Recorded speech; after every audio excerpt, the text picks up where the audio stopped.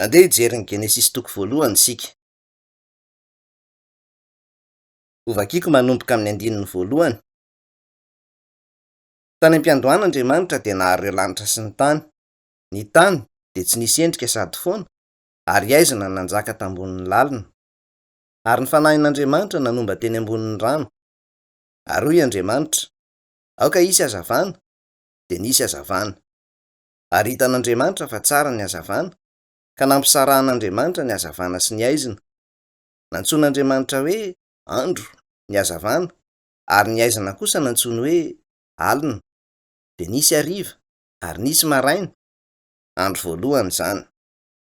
Ary hoy Andriamanitra, aoka hisy habakabaka eo anelanelan'ny rano, ary aoka hampisaraka ny rano amin'ireo rano izany.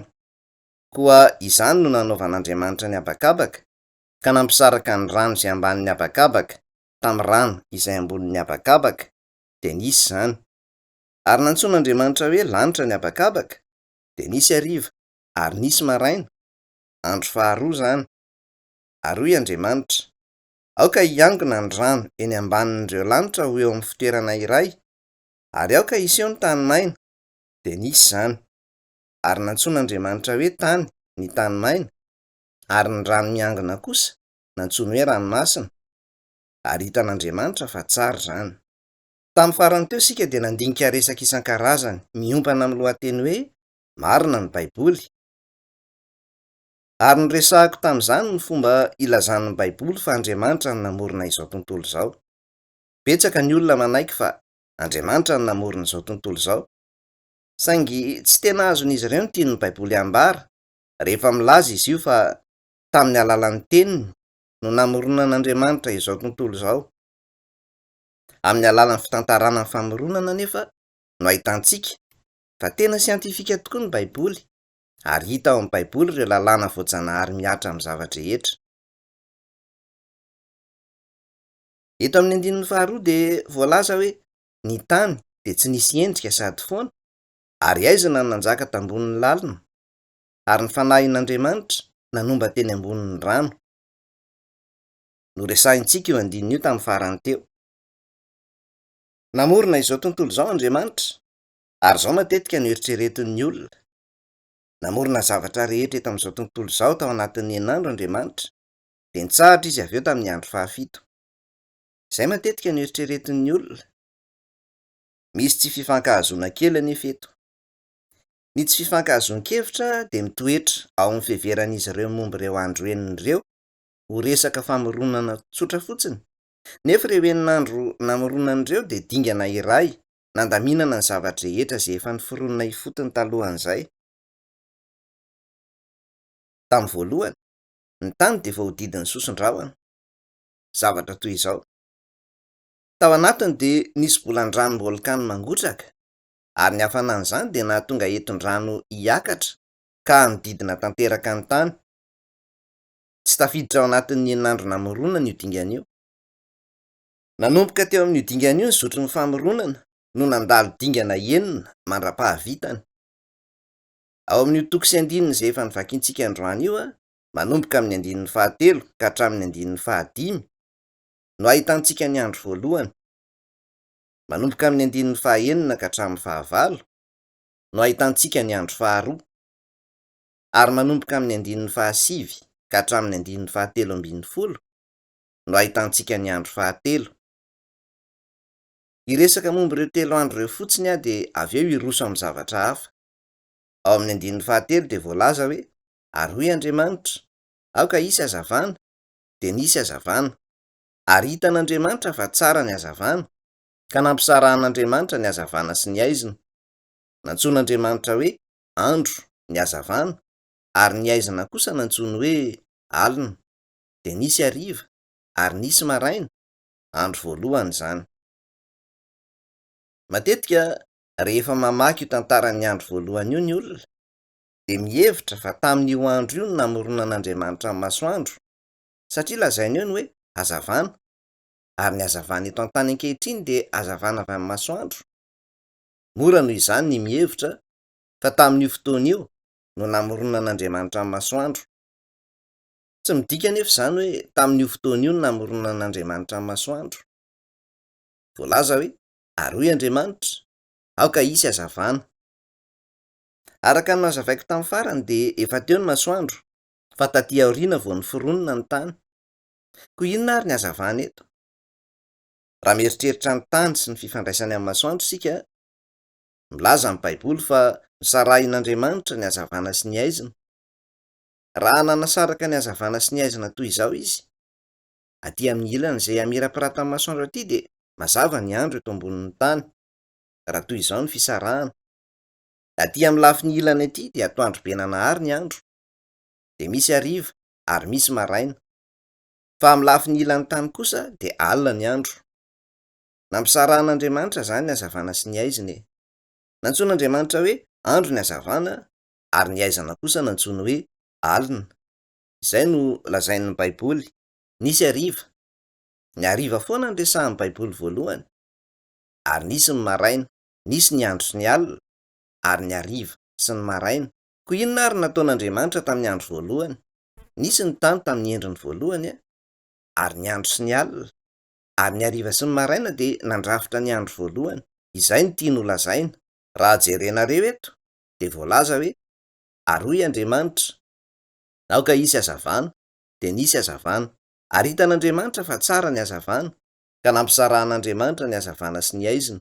Nantsoin'Andriamanitra hoe andro ny hazavana, ary ny aizina kosa nantsoina hoe alina. Koa milaza ny Baiboly fa tamin'ny andro voalohany dia nisy ny andro sy ny alina, ny hariva sy ny maraina. Ary raha vakintsika manomboka amin'ny andinin'ny fahaenina dia voalaza hoe ary hoy Andriamanitra, aoka hisy habakabaka eo anelanelan'ny rano, ary aoka hampisaraka ny rano amin'ireo rano izany. Koa izany no nanaovan'Andriamanitra ny habakabaka, ka nampisaraka ny rano izay ambanin'ny habakabaka tamin'ny rano izay ambonin'ny habakabaka, dia nisy izany. Ary nantsoin'Andriamanitra hoe lanitra ny habakabaka. Hoy Andriamanitra, aoka hisy habakabaka eo anelanelan'ireo rano. Eton-drano ireo rahona manodidina ny tany. Izy io dia rano miendrika entona izay nanodidina tanteraka ny tany toy izany. Rehefa avy ny orana dia mirotsaka amin'ny tany ny rano avy amin'ireo rahona. Hoy Andriamanitra, aoka hisy habakabaka eo anelanelan'ny rano. Eo anelanelan'ny rano. Nilaza izy hoe aoka hisy habakabaka. Nisy habakabaka ny forona. Ahoana no nahatonga eo habakabaka eo? Mba heno tsara ary izao. Nirotsaka ny orana. Tamin'ny voalohany, talohan'ny iainan'ny olombelona teto an-tany, tamin'ny voalohany talohan'ny isian'ny habakabaka dia rakotra eton-drano tanteraka ny tany manontolo. Ary ireo rahona ambony indrindra dia nirotsaka ho orana, fa ireo rahona ambany no nirotsaka tamin'ny tany daholo. Nirotsaka tamin'ny tany ho orana izy ireo. Nirotsaka tamin'ny tany ho orana izy rehetra ka nandrakotra ny tany. Lasa ranomasina izy ireo. Raha miakatra ny sambo ianao ka mandeha any an-dranomasina, ao ambanin'ny sambo ao dia saron'ny rano ny tany, fa rahona kosa no eny amin'ny lanitra. Dia io toerana eo anelanelan'izy roa ireo io no habakabaka. Io no habakabaka. Ireo rano ambanin'ny habakabaka dia ranomasina, ary ireo rano ambonin'ny habakabaka dia rahona. Izany no nitranga tamin'ny andro faharoa. Izay ny andro faharoa, ary nitoy hatramin'ny fotoan'ny safidran'ny Noa izany zava-nisy izany. Satria toy izany toe-javatra izany, dia toy izany ny tontolo iainana ka afaka ny aina 4,000 taona ny olona. Anankiray amin'ireo antony mahatonga ny androm-piainan'ny olona ho fohy kokoa ny taratra ultraviolet avy amin'ny masoandro miantefa amin'ny olona. Talohan'ny safidran'ny Noa dia tsy niara ny taratra mivantana avy amin'ny masoandro ny olona. Ny tamin'ny manokana moa dia nijanona tamin'ny maripana somary nafana tsy niova, ka noho izany dia voatsinjo tamin'izany zava-nisy izany ny zava-manan'aina, ary nitombo be ny zava-maniry. Tao anatin'izany tontolo iainana izany, tamin'izany fotoana izany, dia afaka ny aina nandritra ny fotoana naharitra be ny olona. Tsy mifanohitra amin'ny teoria siantifika akory izany. Avy eo, tamin'ny fotoanany safidran'ny Noa, ireo rahona teny ambonin'ny habakabaka ireo dia nirotsaka tamin'ny tany ho orana avokoa, ka tsy nisy intsony ireo rahoan'ireo.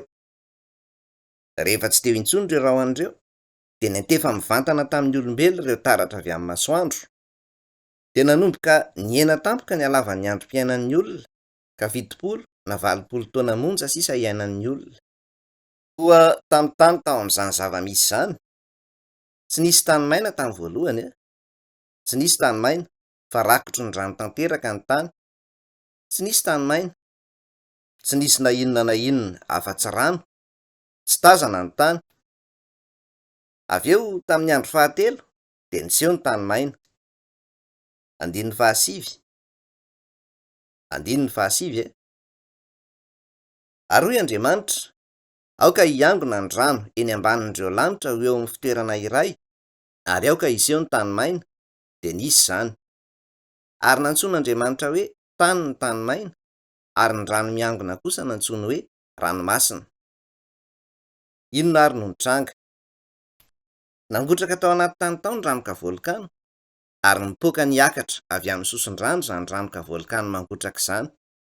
Nitosaka nivoaka avy amin'ny sosin-drano ny ranoka volkano, nipoaka toy izao izany, ary tamin'izany fomba izany no nipoiran'ireo tendrombohitra sy lemaka midadasika, ary niforona ny tany maina.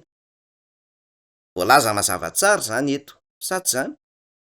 Aoka hiangona ny rano eny ambanin'ireo lanitra ho eo amin'ny fitoerana iray, ary aoka hiseho ny tany maina.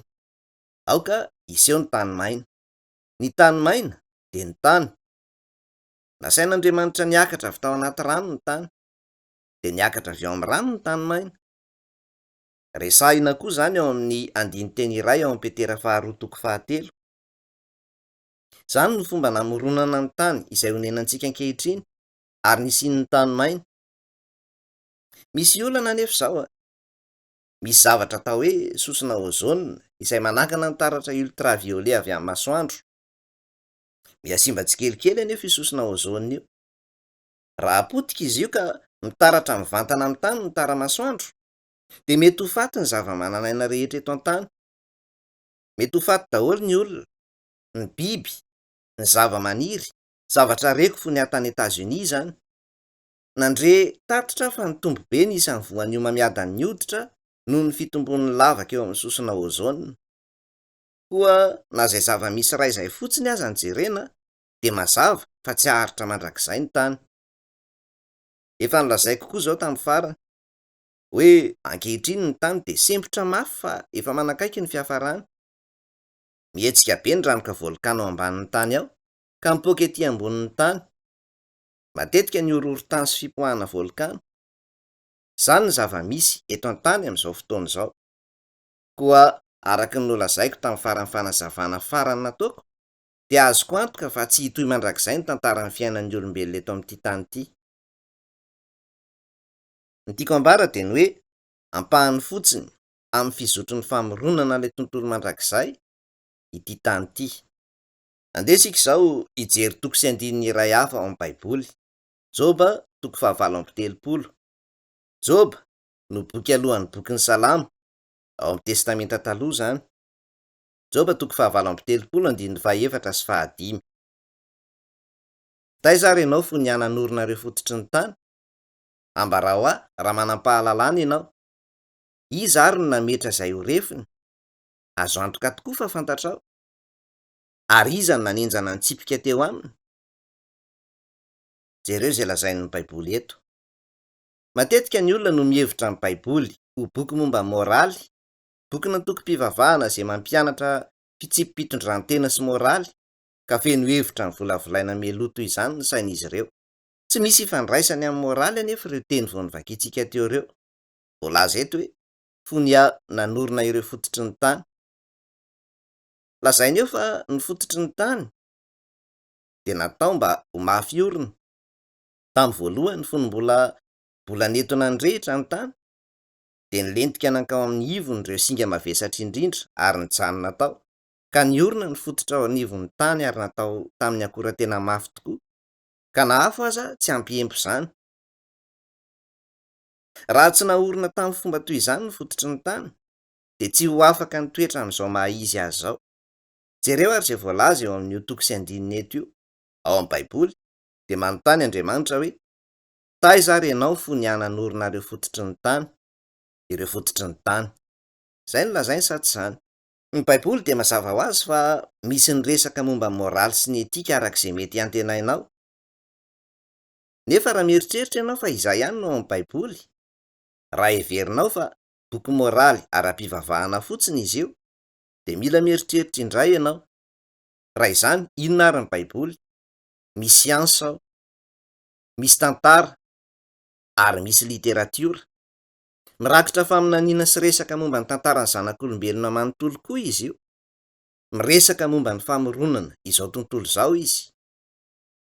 Miresaka momba ny fomba hizoran'ny tantara hatramin'izao izy, ary izay hitranga amin'ny ho avy. Ahitany izany zavatra rehetra izany ny baiboly. Hita ao amin'ireo pejy ao izany lesona rehetra avy amin'Andriamanitra izany. Aminareo izay mipetraka miaina eto izao angamba de mety misy ny aina ny fiainanareo tsy nieritreritra loatra akory, ny fanontaniana momba ny fomba nanorenana ny fototr' izao tontolo izao. Ny baiboly anefa de niresaka momba io fototr' izao tontolo izao io 3,000 taona lasa zay. Ary milaza koa izy, jereo indray ange ny 15 voalaza hoe, iza ary no nametry izay ho refiny? Ireo ho refiny. Rehefa milazalaza momba ny olona iray avaram-pianarana isika de lazaintsika fa matsilo saina zany olona zany. Indraindray isika miresaka ny refina tombana momba ny olona iray, zany hoe manahoana ny haben'ny fony na ny fahalalan-tsainy. Ireo refy resahany eto kosa de momba ny sakany, na ny halavany, na ny lanjany, na ny halaliny zavatra iray. Zay ny dikan'ny refiny eto. Voalaza eto hoe, iza ary no nametra izay ho refiny? Inona ny dikan'izany? Andeha ohatra atao hoe ity ny masoandro, ary ity ny tany, de ity ny volana.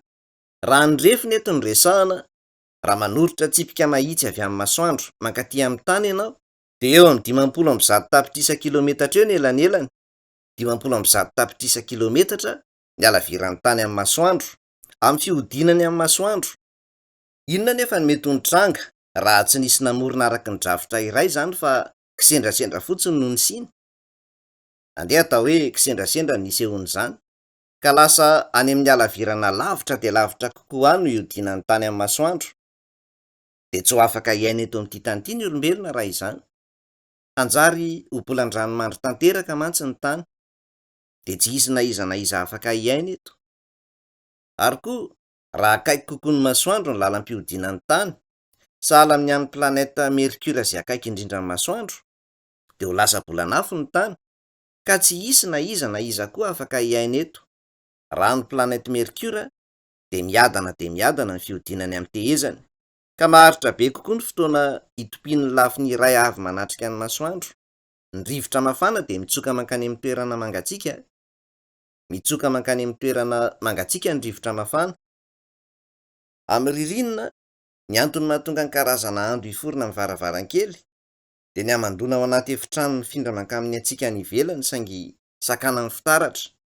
Mandeha mankany amin'ny hatsiaka any ivelany izy io, saingy tavela eo amin'ny fitaratra. Arak'izany, inoana fa ny planète Mercure de toerana iray izay itosahan'ny hafanana tsy mitsahatra. Raha mijery ianao eto izao, ny tany de tsy afaka manalavitra kokoa ny masoandro, na manakaiky kokoa izany. Mety hisy fiovana kely eo amin'ny elanelana, fa amin'ny ankapobeny, ny halaviran'ny tany amin'ny masoandro amin'ny fihodinany amin'ny masoandro de 500 tapitrisa kilometatra eo. Inona ny anton'izany? Izany de iray amin'ireo fepetra takiana mba hisian'ny fiainana eto. Tsy mety hisy fiainana raha tsy teo amin'izao toerana voafaritra tsara izao ny tany. Raha tiana hisy ny fiainana, ny tany amin'ny toerany ankehitriny de manatanteraka fitakiana 2 hetsy 200 000 ilaina mba hisiam-piainana. Nanao ny drafiny arak'ireo rahalàna naoriny Andriamanitra, ary satria ny foron'Andriamanitra ireo zavatra ireo tamin'ny fanarahana ireo lalàn'ireo, de izay no maharaikitra ireo tarehimarika ireo. Nilaza ny matematisiana iray nantsoina hoe Pythagore fa ny isa ny lalàna momba izao rehetra izao. Niresaka momba ny lalàna izao rehetra izao izy. Ny haben'ny tany, ny haben'ny masoandro, zany zava-misy rehetra izany de faran'izay manan-danja tokoa. Namaky boky kely ray zay andray mandeha ary nylaza izy io fa milanja enina centilion kilograma na 6 fois 10 puissance 42 kilograma ny tany.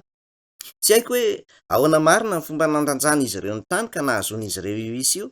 Mety ho nanana fomba ikajian'izany izy ireo, sa tsy zany?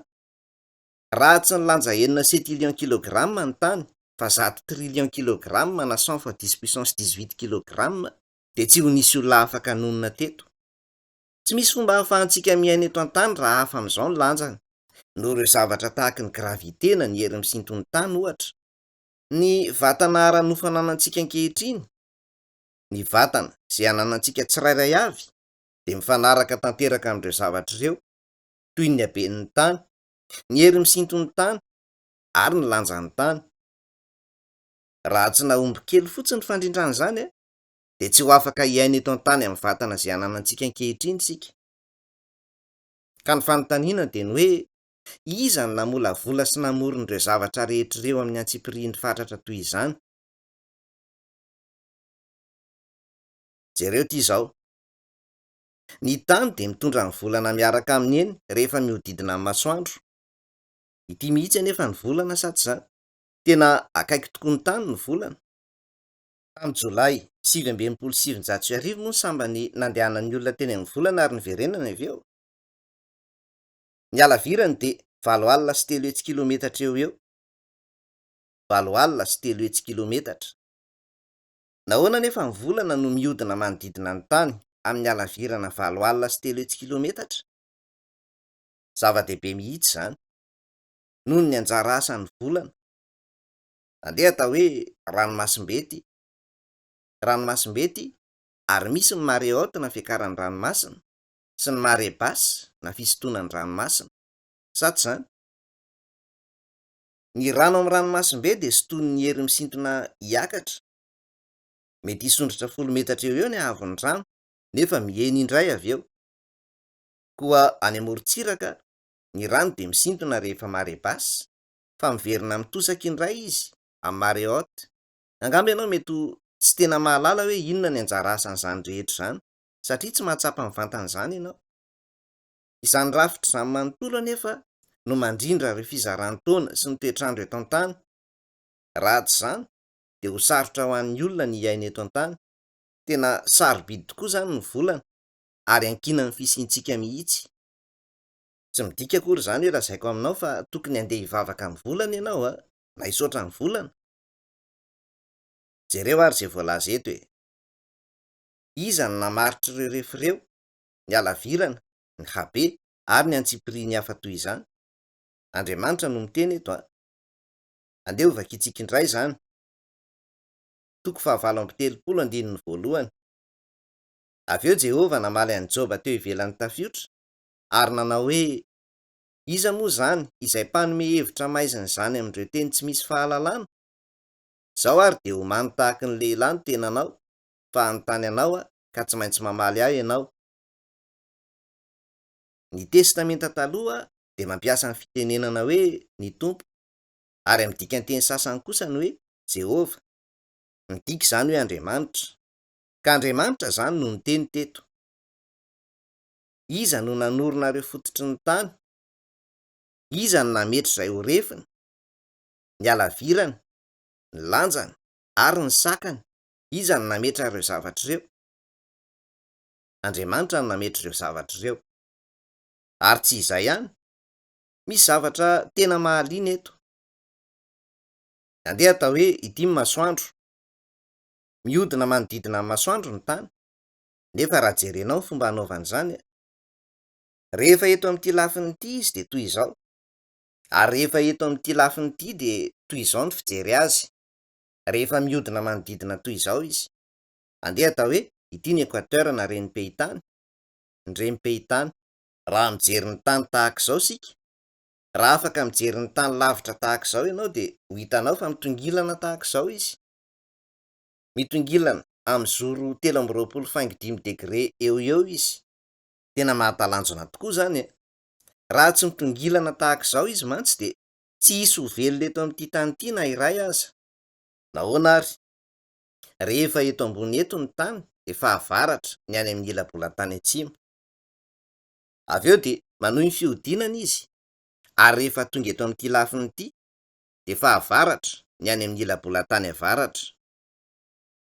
Noho izany, ny fitongilanan'ny tany 3.5 eo eo no iainantsika vanim-potoana 4 de ny lohataona, fahavaratra, fararano ary ririnina izany.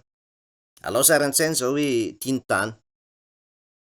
Raha toa ka toy izao no nisy ny rem-pehitany, raha toa ka toy izao izy ary nijanona ho toy izao izy hatreto ka hatreto, de inona no nitranga? Raha niara-nitaratra mivantana avy amin'ny masoandro foana ny rem-pehitany, mitomba hafanana izy ka isentina hiakatra avy eo amin'ny velarana. Rehefa miakatra izany enton'izany de izotra ho any amin'ny lafiny roa, mianavaratra sy mianatsimo, any amin'ireo faritra mangatsiaka kokoa. Avy eo ny ranomandry eto de hitombo hatrany. Hitombo hatrany ireo faritra midadasika feno ranomandry, ary ho ritra ny rano ao an-dranomasina na ahatonga ny tany hifintina ny lanjany. Mety hisy fiantraikany toy izany koa rehefa mitodika amin'ny masoandro ny ilabolan-tany atsimo de misy ranomandry any avaratra, fa miempo kosa ny ranomandry any atsimo. Ary rehefa mihetsika mankaty amin'ity lafiny ity ny tany de mitsonika indray ny ranomandry any avaratra. Noho izany, ireo fepetra rehetra ahafahan'ny olona miaina eto an-tany de ampy fanarahana amin'izany fomba izany. Tonga ho azy ve izany rehetra izany? Kisendrasendra ve nisy ehon'izany? Tsy kisendrasendra akory nisy ehon'izany. Tsy misy mihitsy fomba kisendrasendra mety ho nampisy izany. Nahoana ny tsy mitovy ny tananao sy ny tongotrao? Ny tananao de natao hikasika sy hitsapa zavatra, ary ny tongotrao de natao handeha sy hivezivezy amin'ny tany. Tonga ho azy ve izany? Eritrereto izany.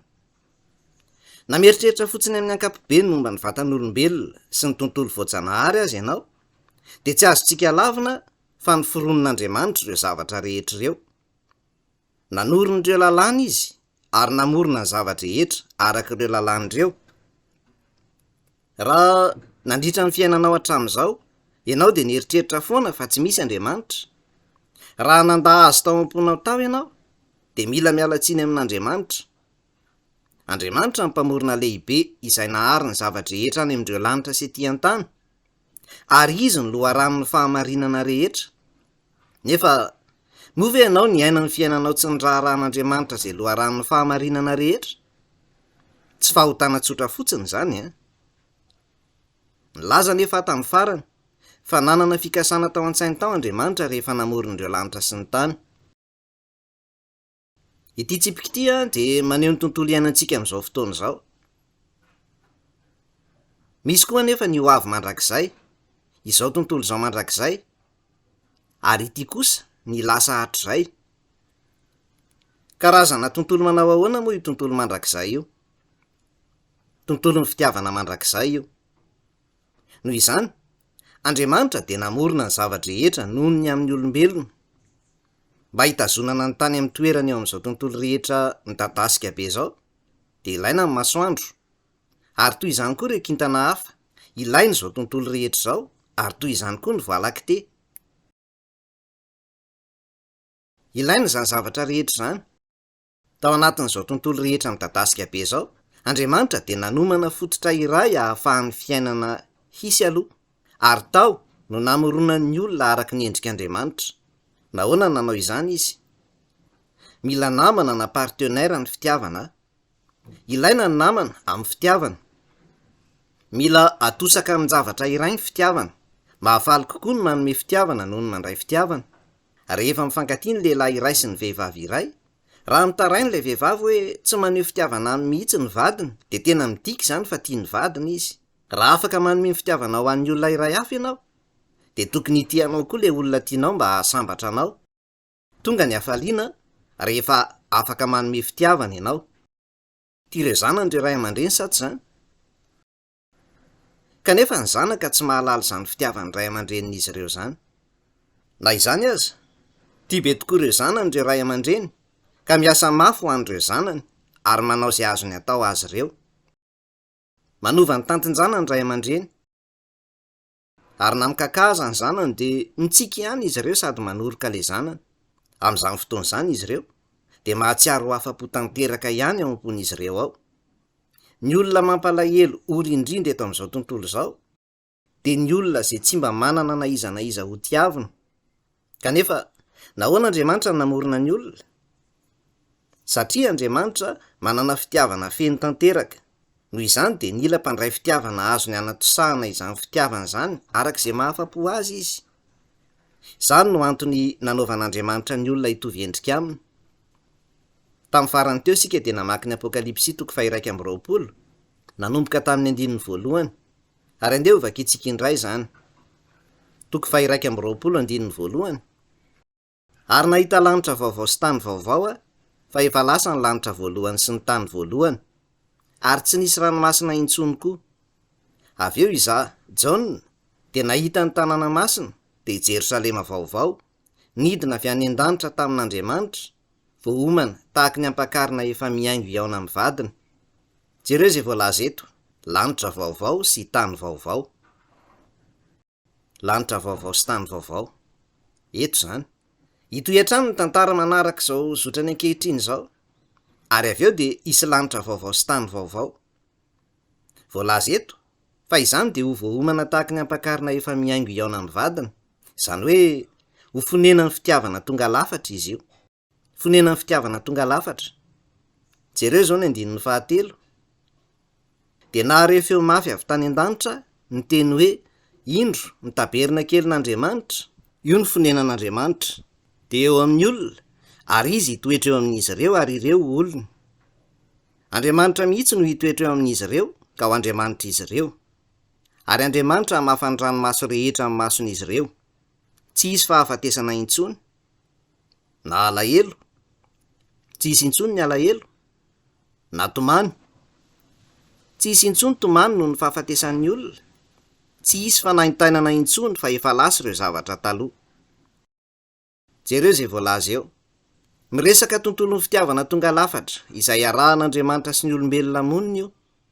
Toerana tsy misy fankahalana, tsy misy ady, tsy misy aretina, tsy misy fahafatesana, ary tsy misy loza. Tontolo tonga lafatra. Tsy ho Andriamanitra raha tsy nanao tontolo toy izany. Eritrereto ange ny olona velona ankehitriny e. Lasa marary izy ireo, lasa reraka sy ory, miady, manahy izy ireo. Raha ny toetry ny olombelona amin'izao fotoana izao no hany misy amin'ny famoronana ny kasain'Andriamanitra, fa tsy misy zavatra hafa ankoatr'izany, dia tsy mila mino an'Andriamanitra akory isika. Raha tsy misy antony mihitsy ny nanaovan'Andriamanitra ny olona fa nataony hijaly fotsiny isika, ho ketraka, ho sahiran-tsaina, harary, ary ho faty. Raha izany no tian'Andriamanitra, nahoana isika no ino azy? Azo antoka nefa fa tsy izany no izy. Zavatra iray tokony ho takatrao no hoe mbola mitohy ny famoronana nataon'Andriamanitra amin'izao fotoana izao. Na amin'izao fotoana izao aza, dia misy zaza teraka. Famoronana izany. Mbola misy zaza teraka na ankehitriny aza. Mbola misy kintana miforona na ankehitriny aza. Mbola tsy mifarana ny famoronana ataon'Andriamanitra. Ary avy eo, indray androany, dia ho tanteraka io tontolon'ny fitiavana tonga lafatra io. Ahoana no hitrangana izany? Rehefa ateraka indray ny olona eo amin'ny fizotry ny tantara, rehefa ateraka indray ny olona iray, dia mahatsapa ny fitiavan'Andriamanitra. Amin'izao fotoana izao isika dia miaina ao anatin'ny tony vatana ara-nofo tony sa tsy izany? Saingy tsy izay anefa ny tena fiainana. Rehefa ateraka indray amin'ny alalan'ny fanahy-masina ny fanahy ao anatin'ny vatanao, amin'izay fotoana izay dia lasa fantatrao ny fitiavan'Andriamanitra. Tsy teoria fotsiny izany. Matetika raha manontany olona ianao mba hamerina tsy ankijery ny Jaona 7:20, dia ho hitanao fa hain'izy ireo tsara mihitsy izany. Fa lehibe tokoa ny tiavan'Andriamanitra izao tontolo izao, ka nomeny ny zanany lahy tokana mba tsy ho ringana izay rehetra mino azy, fa hanana fiainana mandrakizay. Iza ny tsy mahalala izany? Hoy ny olona hoe fitiavana izany Andriamanitra. Kanefa mbola tsy fantatr'izy ireo ihany ny fitiavan'Andriamanitra. Fantatrao ve ny fitiavan'Andriamanitra? Manana teoria maro momba ny fitiavan'Andriamanitra ny olona. Antsoin'izy ireo hoe agape, filia sy karazana fitiavana hafa isan-karazany koa zany, saingy tsy misy ilana ny fianarana teoria toy izany. Indray andro any raha mahatsapa ny fitiavan'Andriamanitra ianao ka tonga zanak'Andriamanitra, dia ho fantatrao ny fitiavan'Andriamanitra. Rehefa mitranga izay dia ho vonina ny andeha ho ao amin'ilay tontolon'ny fitiavana mandrakizay ianao. Noho izany amin'io fotoana io dia hifarana ny fizotry ny tantara ankehitriny, ary rehefa tapitra io fizotry ny tantara ankehitriny io dia hanomboka ilay tontolon'ny fitiavana mandrakizay. Tsy ny olona rehetra eto amin'izao tontolo izao akory no ateraka indray ka ho tonga anankiray amin'ireo olon'Andriamanitra. Amin'ireo olona maro be eto amin'izao tontolo izao, dia ireo izay lasa mahatsapa io fahamarinana io ihany no ateraka indray amin'ny alalan'ny fanahy masina. Rehefa mahatratra ny fetrany ny isan'ireo ateraka indray amin'izany fomba izany, dia hifarana ny asa famonjena eto amin'izao tontolo izao, ary hifarana koa ny tantaran'izao tontolo izao. Inona ary ny dikan'ny fizotry ny tantara eto amin'izao tontolo izao? Izany dia dingana fanomanana ny olona ho afaka hiditra amin'ilay tontolo mandrakizay. Andeha isika hijery ny Jaona toko faharoa ambin'ny folo. Toko faharoa ambin'ny folo, andininy fahaefatra amby roapolo. Jaona toko faharoa ambin'ny folo, andininy fahaefatra amby roapolo. Lazaiko aminareo marina dia marina tokoa, raha tsy latsaka ao amin'ny tany ny voambary ka maty, dia mitoetra irery izy, fa raha maty kosa izy dia ahavokatra be. Miresaka momba ny lalàn'ny natiora io. Jereo eto. Andeha atao hoe misy voambarim-bazaha eto. Mihinana mofo betsaka isika ka andeha ataontsika hoe voambarim-bazaha io. Andeha atao hoe misy voambarim-bazaha io ambonin'io latabatra io. Raha avelanao eto mandritry ny herintaona io, firy ny voambarim-bazaha ho eo ambonin'io latabatra io amin'izay? Herintaona aty aoriana? Na teo foana azy io nandritry ny taona iray dia mbola tsy hisy afa-tsy io voambarim-bazaha iray io ihany eo. Fantatrao ve ny antony? Ny antony dia satria tsy maty ilay voa. Ankehitriny andeha ataontsika hoe misy tany eto, ary misy voambarim-bazaha latsaka eto, tahaka izao. Mila alevina amin'ny tany io. Raha alevina io, ny zava-miseho dia maty ny akofany, ary avy eo ny fakany dia miforona midina tahaka izao, ary misy tsimoka mipoitra toy izao. Midika fitsanganana amin'ny maty izany. Rehefa maniry io tsimoka io dia misy raviny sy tahony miforona. Hamoha be io voambarim-bazaha iray io. Maro ny taranany. Hitombo avy 30, na 80, na 100 eny izany. Angamba ianao mieritreritra hoe mandeha ho azy ange izany fa inona ary ty lazainao? Inona nefa ny dikan'izany? Voa na graine io. Voa. Rehefa maty ny hoditry ny voa iray, dia mitsangana indray ny aina avy ao anatin'ilay voa, ary mamoha be izy.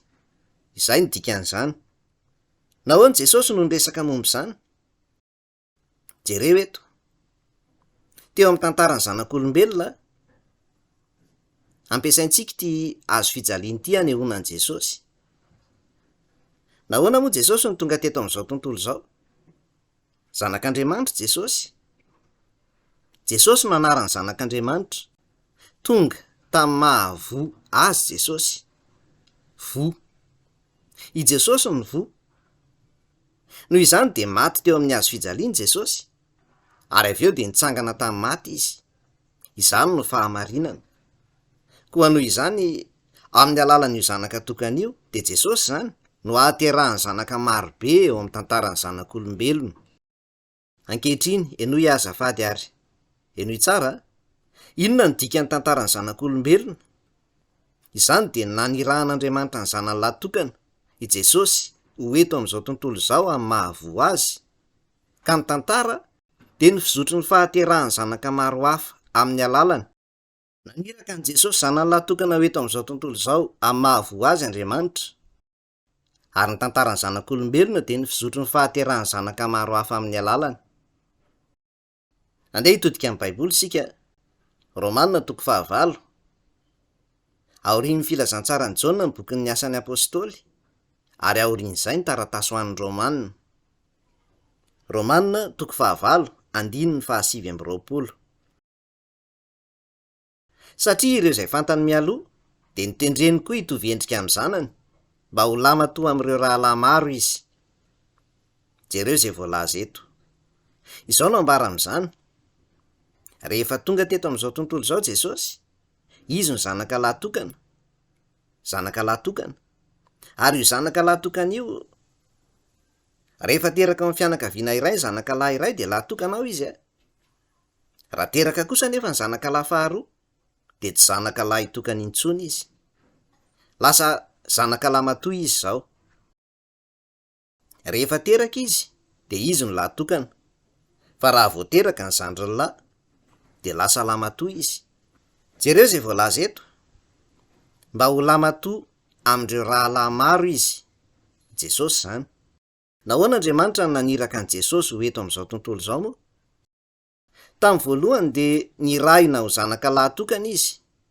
Nefa raha maro ireo zandriny teraka tamin'ny alalan'i Jesosy, dia nanjary ho lahy matoy izy. Inona ary izany no dika miafy ny tantaran'ny zanak'olombelona? I Jesosy no voan'ny fiainana. Tonga amin'ny mahavoa-antsoina hoe zanak'Andriamanitra azy izy. Ary raha teraka indray amin'ny alalan'i Jesosy sika, dia tonga zanak'Andriamanitra. Izany no tanjon'ny tantara. Nefa ve ianao efa teraka ho zanak'Andriamanitra? Efa teraka ho zanak'Andriamanitra ve ianao? Misy fironana lehibe ho an'ny olona tsy ahazoan'izay lafin'izay. Mamelao ianao hanazava ny tiako ambara ary. Angamba ohatra, ny namanao iray miteny anao hoe ndao ankany am-piangonana miaraka amiko e. Dia mandeha miaraka amin'ny namanao ianao, saingy tsy te hipetraka eny aloha ka any aoriana ianao no mipetraka. Dia hoy ny pastera hoe aoka isika hivavaka, sady mitarika ny vavaka toy izao izy. Andriamanitra rainay io, misaotra anao zahay.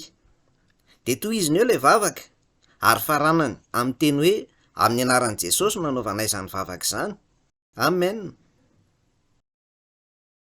Raha mandre izany matetitetika ianao dia mety eritreritra hoe ay ve Andriamanitra ny raiko e? Tokony hivavaka toy izany koa. Raha vao azonao izany dia manomboka mivavaka irery ao an-trano ianao alohan'ny sakafo. Rehefa vonona eo anoloanao eo ny sakafonao dia mivavaka ianao manao hoe Andriamanitra raiko, misaotra anao a. Fantatrao ve hoe karazana zanaka manao ahoana moa ianao amin'izany? Zanaka tsy tena izy ianao. Zanaka tsy tena izy. Tsy tena zanaka. Raha ny tena zanaka mantsy no resahana, dia rehefa tonga ao amin'ilay olona iray ny fanahy masina ka teraka indray amin'ny alalan'ny fanahy masina io olona io, amin'izay izy ny tena lasa zanak'Andriamanitra marina. Ny olana dia maro be tokoa ireo olona izay tsy mandalo izany dingan'izany, ary mamita tena ny fiheverana fa zanaka izy ireo. Maro be ireo olona toy izany. Toy izany koa nandritra ny 7 taona. Nandritra ny 10 taona no niasa nanao pastera na dia tsy zanak'Andriamanitra akory aza. Tsy olana goavana fotsiny izany fa olana tena faran'izay goavana mihitsy a. Andeha isika hamaky andiniteny iray akaiky kokoa ny fiandohan'ny Romanina 9. Andininy 7. Romanina 9 andininy 7 Andininy 7. Nefa ianareo tsy ao amin'ny nofo fa ao amin'ny fanahy, raha tena mitoetra ao anatinareo tokoa ny fanahin'Andriamanitra. Mba averenao ao riako izao azafady. Fa raha misy olona tsy manana ny fanahin'i Kristy, dia tsy azy izy. Raha misy olona tsy manana ny fanahin'i Kristy, dia tsy azy izy. Sa tsy izany? Inona ny fanahin'i Kristy? Ny fanahin'i Kristy dia ny fanahy masina. Ary raha tsy manana ny fanahy masina ianao, dia mety hiteny hoe kristianina ary Andriamanitra ny raiko. Nefa tsy tena marina akory izany. Andeha hiverina amin'ny Jakoba 1 isika. Jakoba 1. Jakoba 1 ao amin'ny testamenta vaovao izany a. Jakoba 1 andininy 19. Jakoba 1 andininy 19. Tamin'ny sitrapony manokana ny niterahany antsika tamin'ny tenin'ny fahamarinana, mba ho karazany santatr' ireo zavaboariny isika. Ahoana no hiterahan'Andriamanitra ireo zanak'Andriamanitra?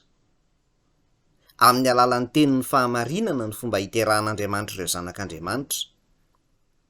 Tamin'ny farany teo a dia nilaza taminareo ny fijoroako vavolombelona momba ny nahaterahako indray, nefa natalohan'izany aza dia nino ny zavatra rehetra ao amin'ny baiboly a? Nino zato isan-jato ny baiboly a? Teoria fotsiny anefa ny ninoko azy. Mbola tsy lasa nahatsapa ny fahamarinan'ny baiboly aho tao amin'ny feon'ny fieritreretako tao. Rehefa tena nahatsapa tao amin'ny feon'ny fieritreretako tao ny fahamarinana tamin'ny alalan'ny teny vitsivitsy ao amin'ny baiboly anefa, dia teraka indray ho zanak'Andriamanitra. Tamin'izay aho vao lasa nahafantatra ny fitiavan'Andriamanitra.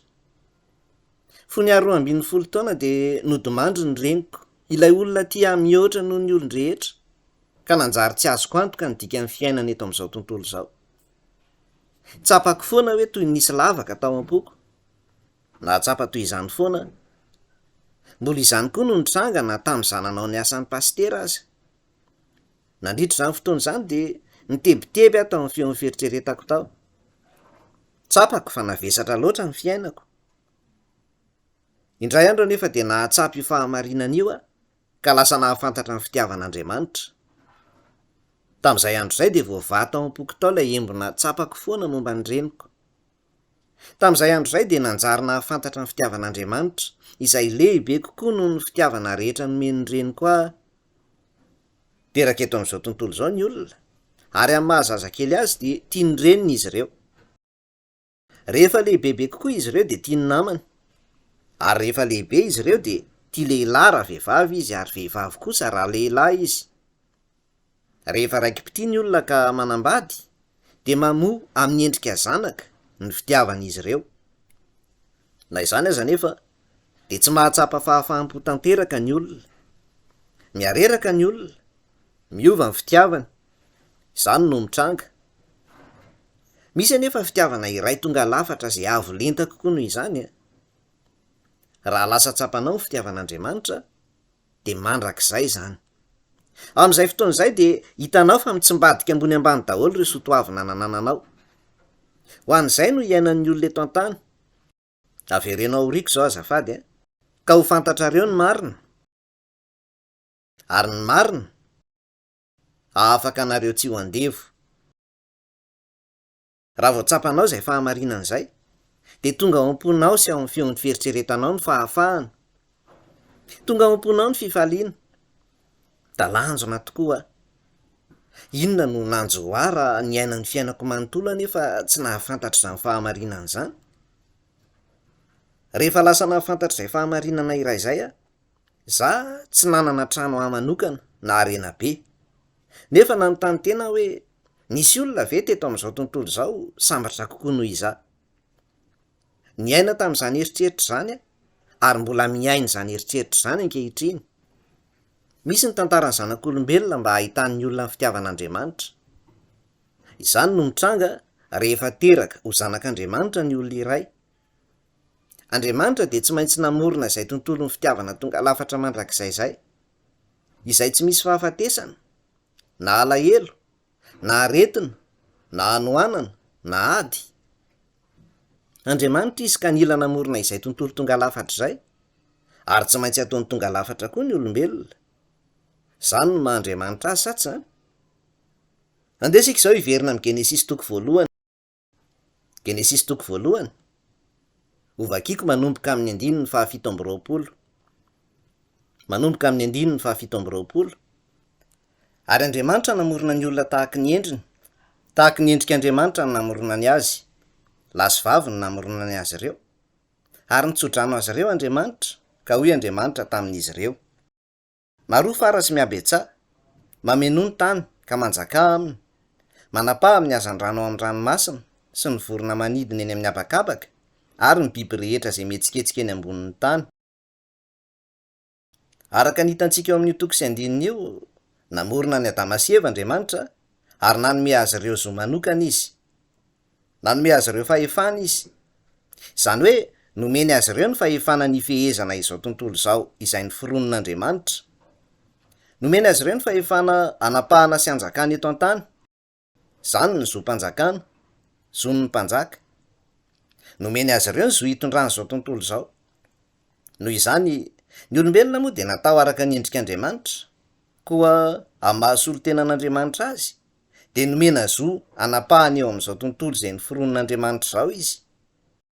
Jereo zao ny toko faharoa andininy fahadimy ambin'ny folo. Ary Jehovah Andriamanitra nitondra andra lehilahy ka nametraka azy tao amin'ny Saedena mba hiasa sy hiambina azy. Ary Jehovah Andriamanitra nandidy andra lehilahy hoe ny hazo rehetra eo amin'ny sa de azonao hinanana malalaka, fa ny hazo fahalalana ny tsara sy ny ratsy de aza hinananao, fa amin'ny andro izay hinananao azy de ho faty tokoa ianao. Jereo io zao milaza zavatra somary hafahafa izy eto. Ao amin'ny andininy fahadimy ambin'ny folo de voalaza fa Andriamanitra nametraka azy tao amin'ny Saedena mba hiasa sy hiambina azy. Somary hafahafa zany tamin'izany fotoana izany de tsy nisy afa-tsy Adama sy Eva, reo olona roa reo, ko nahoana ny ila niambina ny sa izy reo? Tsy nisy nilana ny fiambenany zany sa tsy zany? Azo antoka fotsiny raha navelan'izy ireo teo amina izy azy zany, ko nahoana Andriamanitra no nilaza hoe ambeny io? Nisy zavatra tao ambadik'ilay teny hoe hiambina azy. Ny diky zany fa efa nisy zavatra nikasa hanafika ity tontolo izay ny fironon'Andriamanitra ity. Satana io te hanafika io. Mety hoe Satana na ny devoly no iantsoana azy. I Satana no mpitarika ireo devoly. Mety antsoiko hoe Satana na devoly izy mandritra zao fanazavana zao, fa tsarovy azafady hoe mitovy ihany izy roa reo. Efa nisy ny devoly, ary fantatr'Andriamanitra fa te hanafika izao tontolo izao izay ny fironon'Andriamanitra ny devoly ka haka izany. Izany no antony nilazan'Andriamanitra ny Adama mba hanjaka amin'izao tontolo izao sy hiambina azy. Raha te hiambina izao tontolo izao nefa i Adama de nila nankatoa zavatra iray izay nolazain'Andriamanitra izy. Hoy Andriamanitra, fa ny hazo fahalalana ny tsara sy ny ratsy de aza hinananao. Zany hoe nilaza ny Adama Andriamanitra mba tsy hihinana ny voan'ny hazo fahalalana ny tsara sy ny ratsy. Ahoana nefa nisy iny Satana, io zavaboary izay nikasa hanafika io? Ahoana nisy iny Satana? Andeha hamaky vetivety momba izany sika mialoha ny hanovizana ny fotoana. Isaia toko fahaefatra ambin'ny folo. Isaia toko fahaefatra ambin'ny folo ao amin'ny testamenta taloha. Isaia toko fahaefatra ambin'ny folo andininy faharoa ambin'ny folo. Andininy faharoa ambin'ny folo. Endre zany venjeranao avy any an-danitra ary Losifera zanaky ny maraina. Izany no nikapananao ianjera amin'ny tany, enao ilay mampahosy ireo firenena. Fa ianao efa niteny anakampo hoe hiakatra ho any an-danitra, hasandratra ambonin'ireo kintan'Andriamanitra ny seza fiandrianako, hipetraka eo an-tendrombohitry ny kongregasionina any am-parany avaratra, hiakatra ho any ambonin'ireo avoanan'ireo rahona ka ho tahaky ny avo indrindra. Kanjo ampidinina hatrany amin'ny Seoly ianao ho any am-paravody lavaka. Voalaza eto hoe zanaky ny maraina. Midika hoe kintan'ny maraina zany. I Losifera no zanaky ny maraina izay atao hoe Satana. Nisy anjely maro izay nanompo an'Andriamanitra, nisy ny anjely Gabriel ary nisy ny anjely Mikael. Nisy anjely maro toy izany ary ireny anjely ireny de narindra ho tafika. Nisy arkanjely maro ny andraikitr'ireo anjely maro be ireo. I Losifera izay miseho eto de iray tamindreo arkanjely ireo koa. Izy koa de mpitarika ny iray tamindreo tafiky ny anjely ireo. Tampoka teo anefa de nanapa-kevitra Losifera fa hitovy amin'Andriamanitra izy, ary hisandratra avo tahaka an'Andriamanitra. Tapa-kevitra ny hisandratra izy mba hitovy amin'Andriamanitra, ho tahaka an'Andriamanitra. Rehefa niditra taon-dohany zany hevitra zany de lasa Satana izy, ary ireo anjely rehetra teo ambany fahefany de lasa devoly, satria nindroan'Andriamanitra izy. Raha ny tena izy zany de anjely Satana tamin'ny voalohany, lasa fanaratsy izy fa anjely izy taloha. Rehefa mihaino izany rehetra izany ianao de mety eritreritra hoe tsy misy Satana ary tsy misy devoly zany, tsy misy dikan'izany rehetra zany. Andeha harodinitsika amin'ny fomba azo tsapain-tanana kokoa izay resak'izay. Misy fotoana angamba tsy mitranga amin'ny fotoana rehetra akory zany fa indraindray de mahatsapa fankahalana olona iray ianao, ary mahery vaika tokoa zany ka tsy tantinao. Mafy tokoa ilay fankahalana ka tsy zakanao. nefa tsy izany no tao am-ponin'ny olona tany am-boalohany.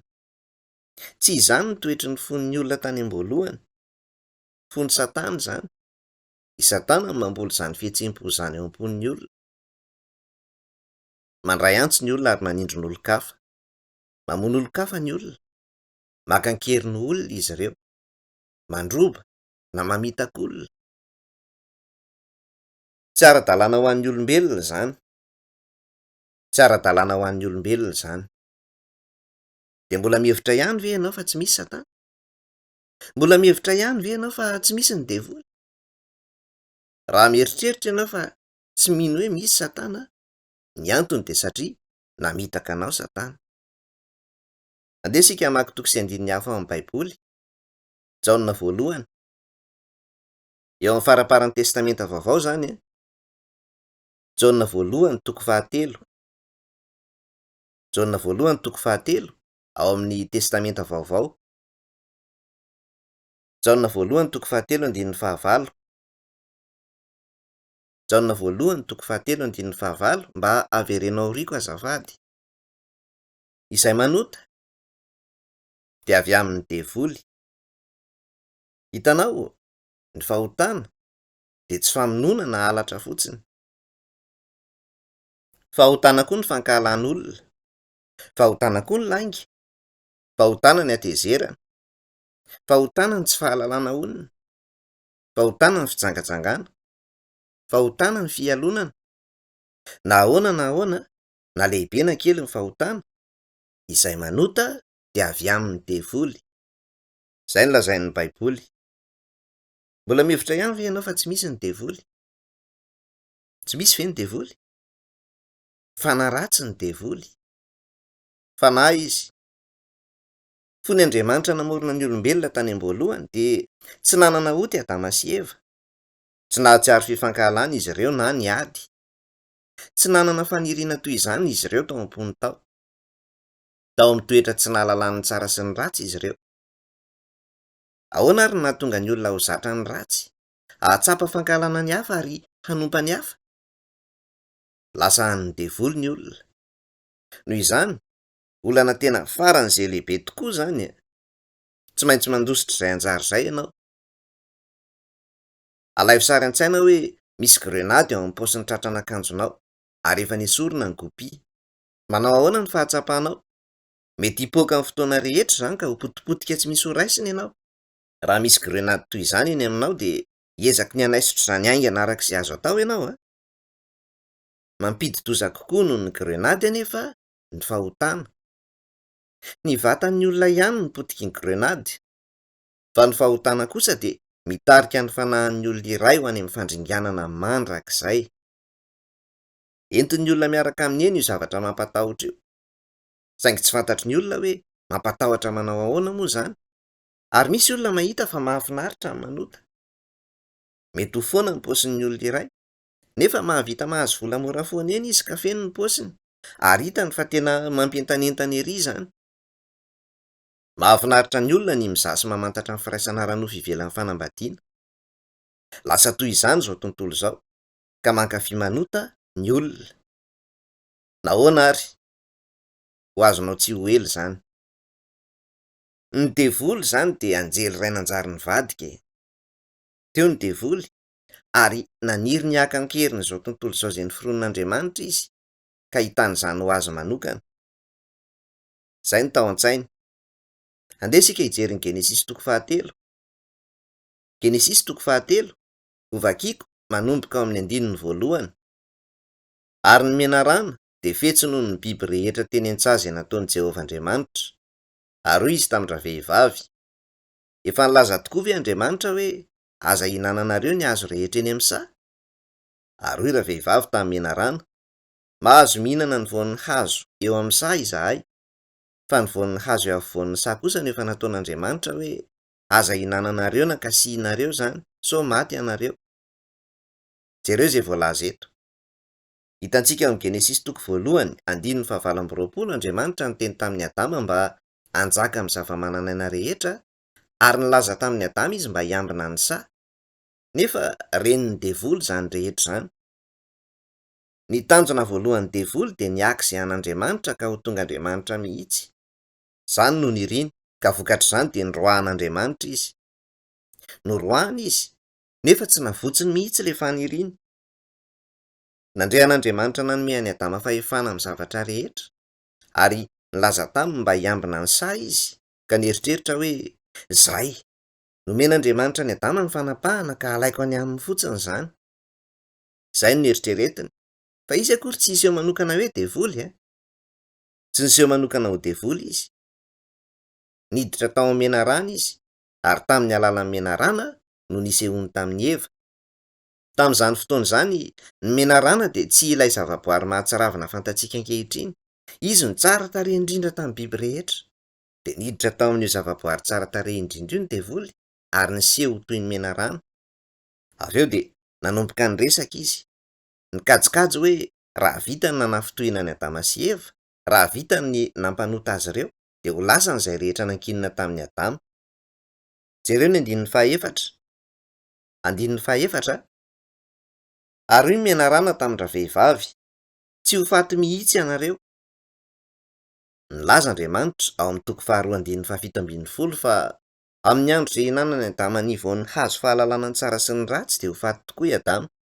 Nefa nandainga ny menarana ary nilaza zavatra mifanohitra tanteraka amin'izany. Tsy ho faty mihitsy nareo izy. Ary hoy izy avy eo hoe fa fantatr'Andriamanitra fa amin'ny andro ihinananareo izany dia ahiratra ny masonareo ary ho tahaka an'Andriamanitra ianareo, ahalala ny tsara sy ny ratsy. Asio marika eo dia andehantsika hijery ny Jaona toko fahavalo ange. Ao amin'ny testamenta vaovao. Jaona toko fahavalo. Jaona toko fahavalo. Andinin'ny fahatelo amby efapolo. Nahoana ny tsy azonareo ny teniko? Satria tsy mahay mihaino ny teniko ianareo. Ianareo avy tamin'ny devoly rainareo ka ireo fanirian'ny rainareo no tianareo atao. Izy dia mpamono olona hatrany am-piandohana ary tsy mitoetra amin'ny marina satria tsy misy marina aminy. Raha mandainga izy dia avy amin'ny toetrany manokana no itenenany satria mpandainga izy sady rainy lainga. Nilaza Jesosy fa tsy afaka nihaino ny teniny ireo tamin'ireo Jiosy izay nankahala azy satria ny devoly no nampianatra azy ireo. Nahoana ary? Ny anton'izany dia satria mpandainga hatrany am-boalohany ny devoly ary mpamono olona. Novonoiny Adama. Mpandainga izy sady mpamono olona. Zanaky ny devoly ianareo. Izany no lazainy Jesosy. Mpandainga ny devoly. Inona ny fototra indrindra ny fahotana rehetra? Ny fahotana ny fandengana. Inona no atao hoe tena lainga? Ny tena lainga dia ny famadihana ny tenin'Andriamanitra. Izany no lainga fototra. Nilaza Andriamanitra fa raha mihinana ny voan'ny hazo fahalalana ny tsara sy ny ratsy Adama dia ho faty tokoa. Nilaza nefa ny devoly fa tsy ho faty izy. Lainga izany. Lainga ny filazana fa tsy ho faty izy. Tao anatin'io lainga io no nisy ny pozina nahafaty ny olombelona. Ny Genesis toko fahatelo andinin'ny fahadimy izao. Fa fantatr'Andriamanitra fa amin'ny andro ihinananareo izany dia ahiratra ny masonareo ary ho tahaka an'Andriamanitra ianareo, ahalala ny tsara sy ny ratsy. Jereo eto. Nilaza Andriamanitra fa raha mihinana ny voan'ny hazo fahalalana ny tsara sy ny ratsy Adama dia lasa fantatra ny tsara sy ny ratsy ka ho faty. Navadiky ny devoly anefa izany teny izany ka nolazainy fa raha mihinana ny voankazo izy ireo dia ho tonga tahaka an'Andriamanitra. Nilaza izy fa ho lasa endry tahaka an'Andriamanitra izy ireo. Ho feno voninahitra tahaka an'Andriamanitra ary ahalala ny tsara sy ny ratsy tahaka an'Andriamanitra. Tsy lasa nahalala ireo zavatra ireo tahaka an'Andriamanitra nefa izy ireo. Ny nifanohitra tanteraka tamin'izany no nitranga. Fantatrao ve ny dikan'izany? Azavaiko indray izany ka inoy tsara ary azafady. Nanatona ny vehivavy ny devoly. Nanatona ny Eva izy. Nanatona azy izy ary niteny tamin'ny feo malefaka tokoa satria tena nahafatifaty sy nahateo tia tokoa ny menarana tamin'izany fotoana izany. Mety ho niteny izy hoe fantatrareo ve ny antony ilazan'Andriamanitra fa tsy tokony ihinananareo ny voankazo? Raha marina, raha mihinana azy io ianareo dia ho tonga tahaka an'Andriamanitra. Ary raha lasa tahaka an'Andriamanitra ianareo dia ho very ny fahefan'Andriamanitra. Izany no antony tsy hamelany ianareo hihinana an'io. Raha mihinana an'io ianareo dia hanana fahefana sy fahendrena ary voninahitra tahaka an'Andriamanitra.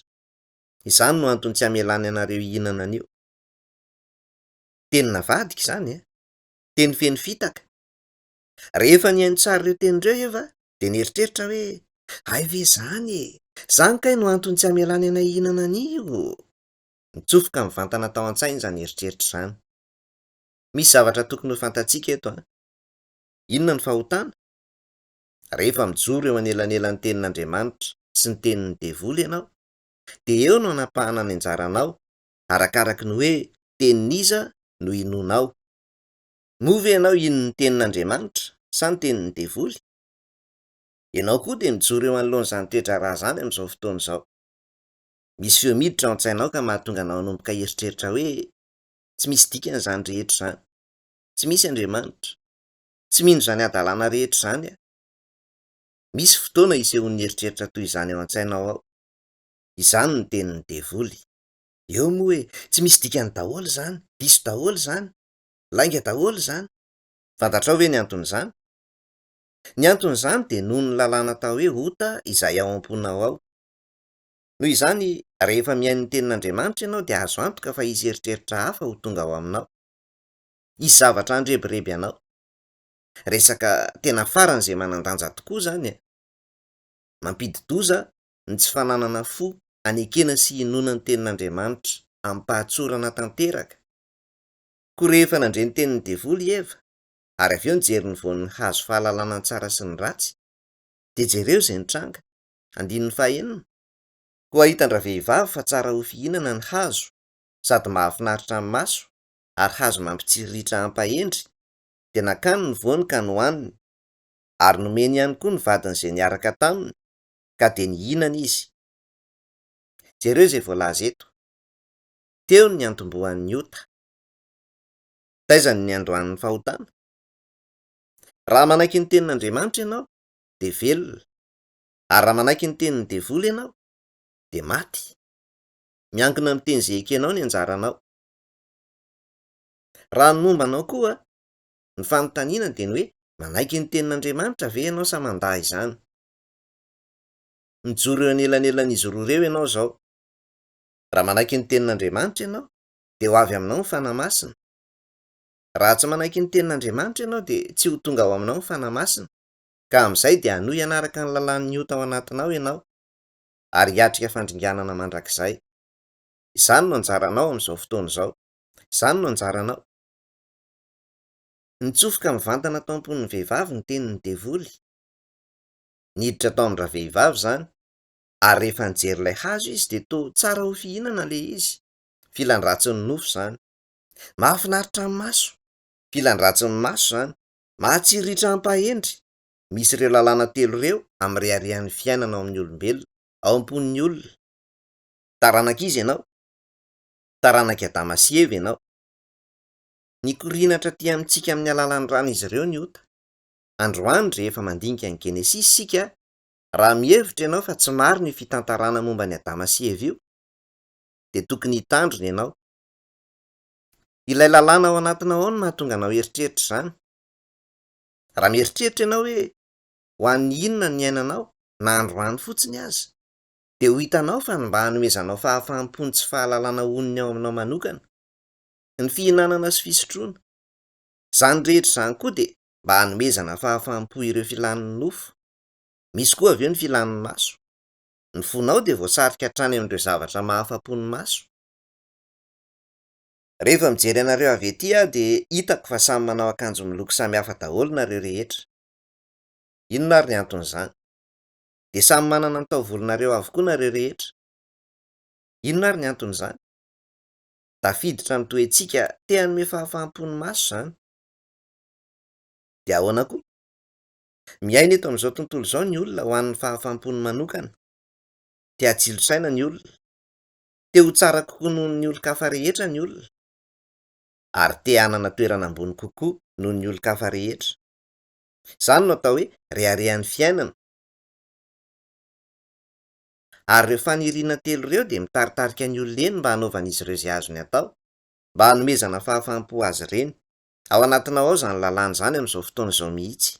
Lasa nisy io lalàna io rehefa niaino ny tenin'ny Satana i Eva ka nijery ny voan'ny hazo fahalalana ny tsara sy ny ratsy.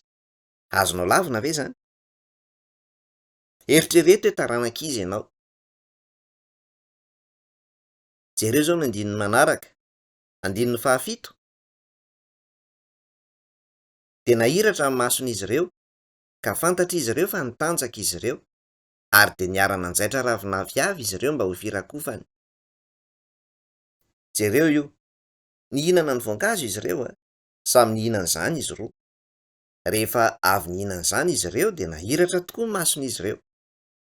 Nahiratra ny mason'izy ireo saingy ny nifanohitra tamin'ny zavatra nantenain'izy ireo no niainan'izy ireo. Talohan'izay dia efa nilaza Satana fa hahiratra ny mason'izy ireo mba hitovy amin'ny an'Andriamanitra. Nefa raha ny tena marina dia ny mifanohitra amin'izany no nitranga. Lavo izy ireo, nahiratra ny mason'izy ireo, ary inona no hitan'izy ireo? Hoay, nitanjaka, niboridana tanteraka,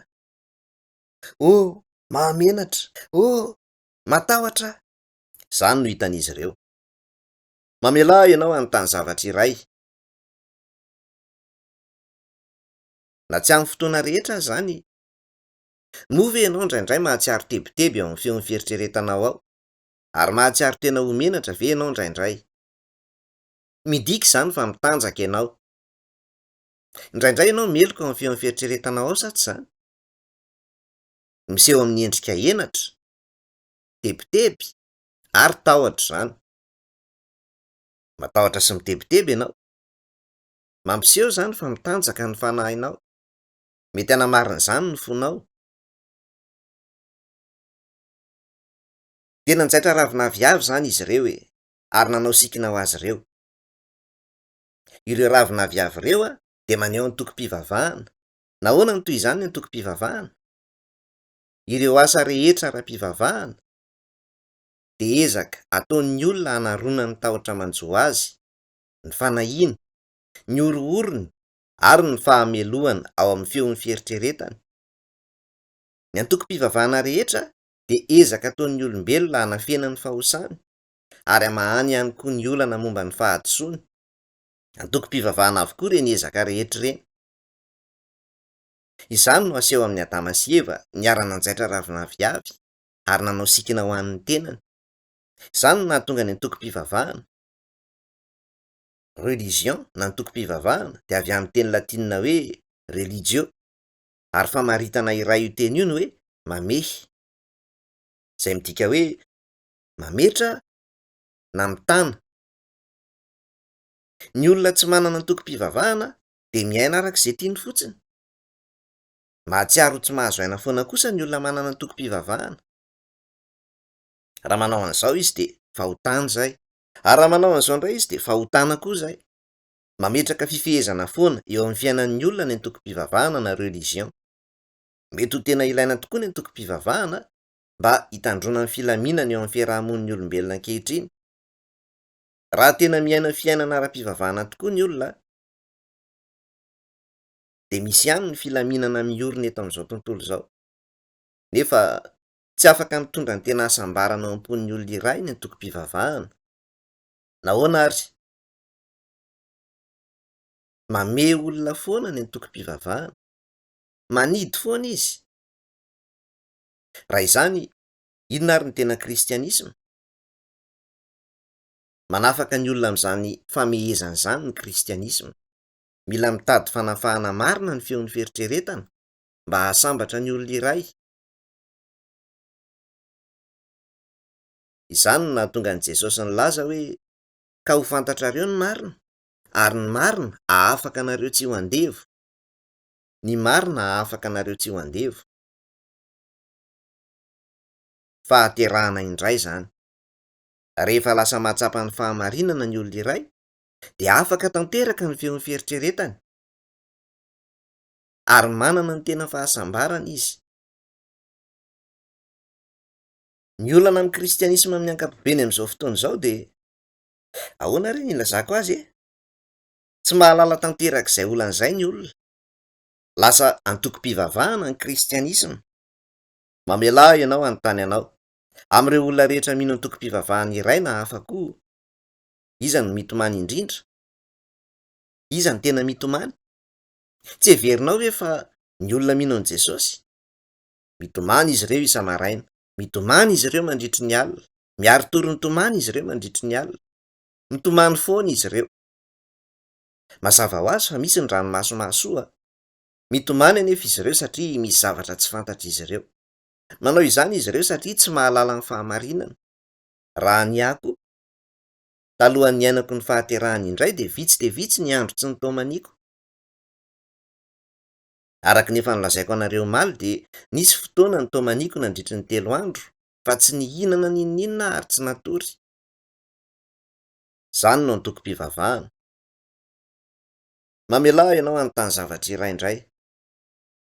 Andeha ataontsika hoe mananjanaka iray ianao, ary rehefa somary lehibebe kely izy dia mitomany foana na aiza misy azy. Rehefa miezaka maka torimaso ny ray aman-dreniny amin'ny alina, dia tonga mitomany eo akaiky ny fandrian'izy ireo ilay zaza. Mifoha izy ireo ary manontany azy hoe: fa maninona ianao mitomany? Dada, nisy zavatra tsy mety nataoko. Tsy maninona izany, mandehana miverina matory. Avy eo ny ampitso maraina dia tonga indray izy mitomany. Inona indray no mampitomany anao? Omaly ianao nilaza tamiko fa tsy maninona nefa mbola mahatsiaro tena ho tsy mahazo aina ihany. Inona no azoko atao? Mitomany foana? Dia mitomany indray izy. Mitomany foana izy. Ho tian'ny ray aman-dreniny fotsiny ve izany? Raha mitomany foana ny zaza iray na andro na alina dia itebitebiny aminy ireo ray aman-dreniny, ary anontany tena hoe inona no nahazo ilay zaza. Raha toy izany ny olona, dia mieritreritra ve ianao fa tian'Andriamanitra ny olona rehefa mitomany foana tsy ankijanona? Moa ve tian'Andriamanitra ny mandray olona mitomany? Toy izany ve Andriamanitra? Misy zavatra iray izay tsy fantatry ny olona. Milaza ny Baiboly fa ny fanjakan'Andriamanitra dia fahamarinana ary fifaliana ao amin'ny fanahy masina. Noho izany dia tokony hiakatra ambaratonga iray mihoatra ny fotoamanina ny olona. Raha miafarany fotoamanina izany dia olana goavana. Mila miakatra ambaratonga iray ambonin'izany ianao. Tsy maintsy miakatra amin'ny ambaratonga manaraka ianao. Amin'izay ianao dia ho afaka hiainam-piadanana sy fifaliana. Dia nanjaitra ravina viavy izany Adamaseva ka nanao sikina ho azy ireo e. Andeha ho vakiantsika izao ny 9 5. Ary nandre ny feon'i Jehovah Andriamanitra nandehandeha teo amin'ny saha izy ireo rehefa ho hariva ny andro. Ary Adama sy ny vadiny niafina amin'ny fanatrehan'i Jehovah Andriamanitra tao anaty hazo tao amin'ny saha. Rehefa nandre ny feon'Andriamanitra izy ireo, dia niazakazaka niafina tao amin'ny aloko ireo hazo. Dia niantso an'i Adama ny Tompo Andriamanitra ka nanao taminy hoe: aiza ianao? 10. Dia hoy izy: nandre ny feonao tao amin'ny saha ka natahotra satria nitanjaka dia niafina. Tena mahagaga izany e. Mamelà ianao anontany anao. Nitafy ve Adama sy Eva sa tsia? Nanao sikina ravina viavy ange izy ireo ary nitafy izany e. Nitafy izany izy ireo nefa rehefa nandre ny feon'Andriamanitra izy ireo dia hoy Adama: natahotra satria nitanjaka. Inona ny dikan'izany? Midika izany fa tsy nisy nialana azy teo anatrehan'Andriamanitra ny fitafian'izy ireo. Lazaina fa tsy afaka mamany olan'ny olombelona ny etika sy ny moraly ary ny antoko-pivavahana rehefa mijoro eo anatrehan'Andriamanitra ny olona ny aoriana any. Eo no mipetraka ny olana. Fantatrao ve hoe inona ny tanjon'ny devoly? Ny tanjon'ny devoly dia ny ampahafantatra ny Adama sy Eva hoe mitanjaka izy ireo. Izany ny tanjony. Nahoana ary? Rehefa niteny tamin'ny Adama Andriamanitra mba hanjaka amin'ny tany sy hiambina izany, dia tsy fantatry Adama hoe nitanjaka izy. Rehefa tsy fantany fa nitanjaka izy dia tsy natahotra, tsy nahatsiaro tena homeloka, ary nanana hery. Rehefa hitany fa nitanjaka izy dia niala taminy ny heriny. Nahatsiaro tena ho tsy nahazo aina izy, ary nahatsiaro tena ho menatra izy. Ary noho izany dia namoy ny fahefana hitondra izy. Izany no olana. Ny tanjon'ny devoly dia ny ampahafantatra azy ireo fa mitanjaka izy ireo. Satria raha vao mahatsapy izany zava-misy izany izy ireo, dia ho very ny herin'izy ireo rehetra. Ho very ny fahefan'izy ireo hanjaka, ary ho feno henatra ny feon'ny fieritreretan'izy ireo. Hosahiran-tsaina izy ireo ary angovotra noho ny tahotra fa afatesana izany. Mamela ianao anontany anao indray, mova ianao indraindray tsy mahatsiaro tena ho tsy mahazo aina na tsy fantatrao mazava aza ny antony? Mova ianao indraindray tsy mahatsiaro tena ho meloka sy feno henatra ary mitebiteby eo amin'ny feon'ny fieritreretanao? Mahatsiaro homanahy ianao nefa tsy misy antony manokana akory, ary matahotra nefa tsy fantatrao akory ny antony. Inona ny anton'izany? Midika izany fa mitanjaka ny fanahinao, very ny fahaizanao mandray andraikitra tamin'ny anjaranao manokana. Izany no antony tsy ahafahanao mifery ireo toe-javatra manodidina anao, na dia ny zava-mitranga faran'izay kely indrindra aza, dia mahatonga anao ahatsiaro tsy mahazo aina, sosotra, kivy ary manahy. Izany dia famantarana fa very tanteraka ny herinao, ny esoriny devoly ny herinao. Mba asio marika eto dia andeha isika hijery ny filazantsarany Lioka toko 4. Lioka toko 4 ao amin'ny testamenta vaovao. Lioka toko 4, andeha ho vakiantsika manomboka amin'ny 15. Avy eo ny devoly nitondra azy niakatra teny an-tendrombohitra ary naneho azy indray ny mpimaso ny fanjakana rehetra amin'izao tontolo izao. Dia hoy ny devoly taminy: "Omeko anao izao fahefana rehetra izao sy ny voninahiny, fa efa natolotra ho azy izany, ka izay iriko no omeko azy. Koa raha iankohoko eto anatrehako ianao, dia ho anao avokoa izany rehetra izany." Naka fanahin'i Jesosy, zanak'Andriamanitra ny devoly. Raha nahomby tamin'ny fakana fanahin'i Jesosy izy ka nahatonga azy ho lavo tahaka ny Adama, dia ho an'ny devoly mandrakizay izao tontolo izao. Dia nanatona an'i Jesosy ny devoly, ary rehefa nasehony azy ny voninahitra izao tontolo izao, dia hoy izy: "Raha iankohoko eo anatrehako fotsiny ianao dia omeko anao izao tontolo rehetra izao." Nomena azy izany ka iza ny nanome azy ho an'ny devoly? I Adama ny nanome azy ho an'ny devoly. Rehefa hitan'i Adama fa nitanjaka izy, dia very ny heriny. Izany hoe very ny fahefany hitondra. Dia natolo ny devoly izany. Izany no nahatonga ny devoly ny teny hoe: "Efa natolotra ahy izany, ka izay iriko no omeko azy." Misy lafiny iray tokony ho tadidintsika eto mialohan'ny hanohizantsika ny fotoana. Fehezin'ny devoly izao tontolo izao. Voafetra nefa ny fotoanany. Mandritry ny fe-potoana voafetra ihany no mahampanjaka ny devoly eto amin'izao tontolo izao. Tsy fantatry ny olona nefa izany. Koa na miankohoka amin'ny devoly sy andevon'ny devoly aza izy ireo, dia faly sy mihira sy mandihy tsy mieritreritra akory ny ampitsony. Fehezin'ny devoly tanteraka izao tontolo izao. Aorian'ny Lioka ny filazantsarany Jaona. Andeha isika hijery ny Jaona toko 2:20. Jaona toko 2:20 andininy 1:30. Azafady, mba haverenao aoriako izao. Tonga ankehitriny ny fitsarana izao tontolo izao. Ankehitriny ny mpanapaka izao tontolo izao norohana. Hitanao, ny devoly no mpanapaka izao tontolo izao sa tsy izany? Ny devoly no mpanapaka izao tontolo izao, ary ny devoly no mpanjaka n'izao tontolo izao.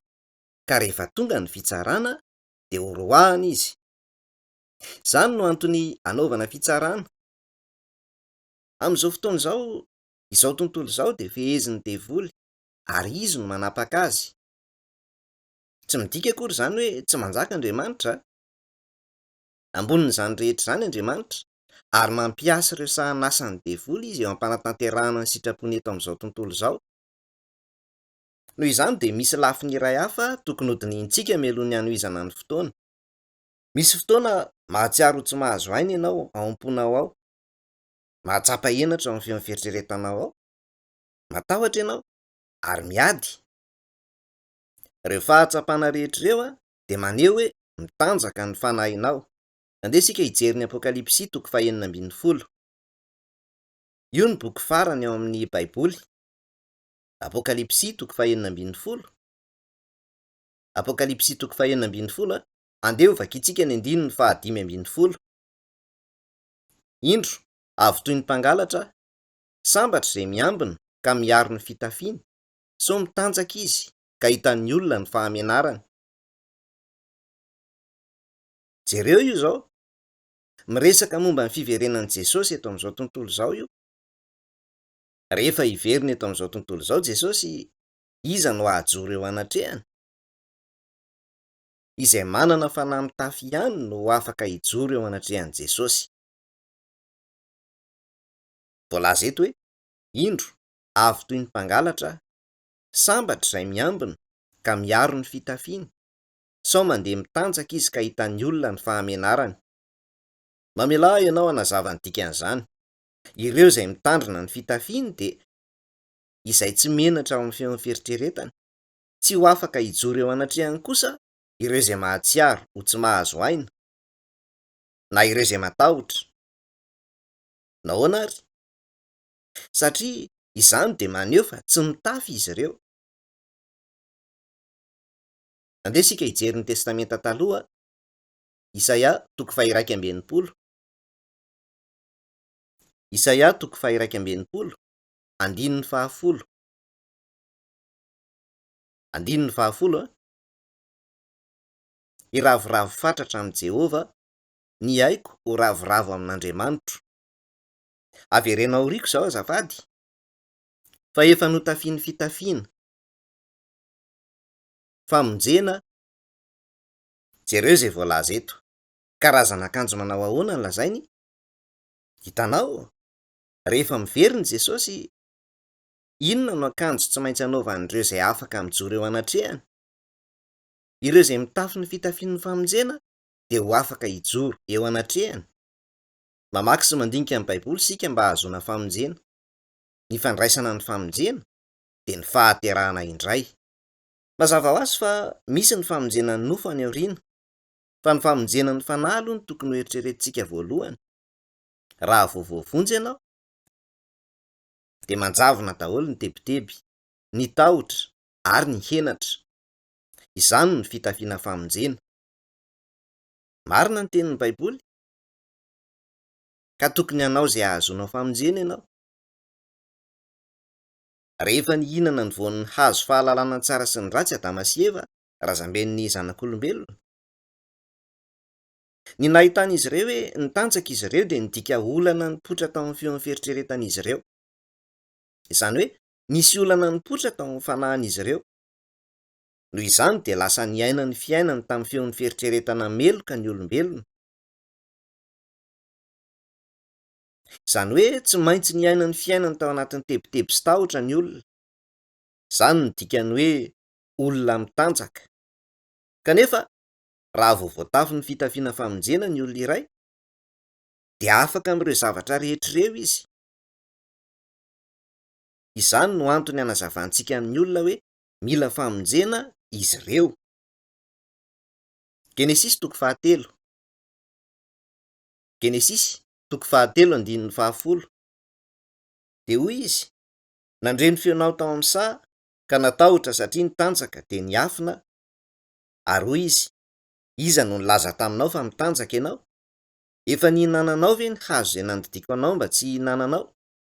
Nilaza Andriamanitra hoe nihinananao izany le hazo voarara? Iza no nilaza taminao fa mitanjaka ianao? Hitanao ve? Nitanjaka Adama sy Eva tamin'ny voalohany nefa tsy fantatr'izy ireo hoe nitanjaka izy ireo. Nahoana ary?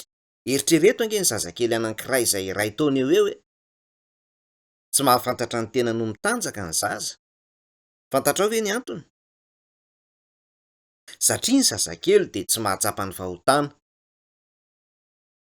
Na mitanjaka azy izy ary hita be eo ny taovam-pananahany, dia io mesy anankipilipily ny tongotra aman-tanany fotsiny izy rehefa matoritory mitsilana iny, tsy misy olana. Satria tsy fantany ny atao hoe feon'ny fieritreretana meloka. Rehefa miala bebe kely izy dia lasa mavitrika kokoa ny feon'ny fieritreretany. Ary aty aoriana tsy misy antony mazava akory fa dia mandany anala ny atin'akanjony izy. Tsy te hitanjaka izy. Inona ny dikan'izany? Midika izany fa nanomboka nahalala henatra ao am-pony ao izy. Dia nanontany Andriamanitra hoe iza no nilaza taminao fa mitanjaka ianao? Ny devoly, sa tsy izany? Iza no mitondra henatra sy tebiteby ary tsiny ao amin'ny feon'ny fieritreretanao? ny devoly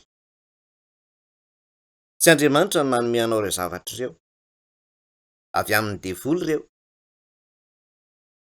Andeha ovaka itsika izao ny 12:20. De hoy rahalehilahy, ny vehivavy izay nomenao hiaraka amiko, izy no nanome azy avy tamin'ny hazo ka de nihinana, ary hoy Jehovah'Andriamanitra tamin'ny ravehivavy, inona izao efa nataonao zao? De hoy ravehivavy, nomena rana no namita kaka de nihinana, ary hoy Jehovah'Andriamanitra tamin'ny mena rana, satria nanao izany ianao de voaozona mihoatra noho ny biby fiompy rehetra ianao, ary mihoatra noho ny bibidia rehetra eny an-tsaha. Ny kibonao no andehananao, talohan'io de tsy nandeha tamin'ny kibony ny mena rano, ary vovoka no hohaninao amin'ny andro rehetra iainanao, ary ampifandrafesiko ianao sy ny vehivavy, ary ny taranakao sy ny taranany. Izy hanoritory ny lohanao, ary ianao kosa hanoritory ny voditongony. Teto Andriamanitra de nanadiadiny ny havian'io fahotana io. Nihinana ny voankazo izay nolazaiko tamina hoe azo ihinanana ianao sa tsy zany? Nahoana ianao ny hihinana an'io? Ny vehivavy izay nomenao hohanina namandrika hihinana an'io. Avy eo de hoy Andriamanitra tamin'ny vehivavy, inona izao efa nataonao zao?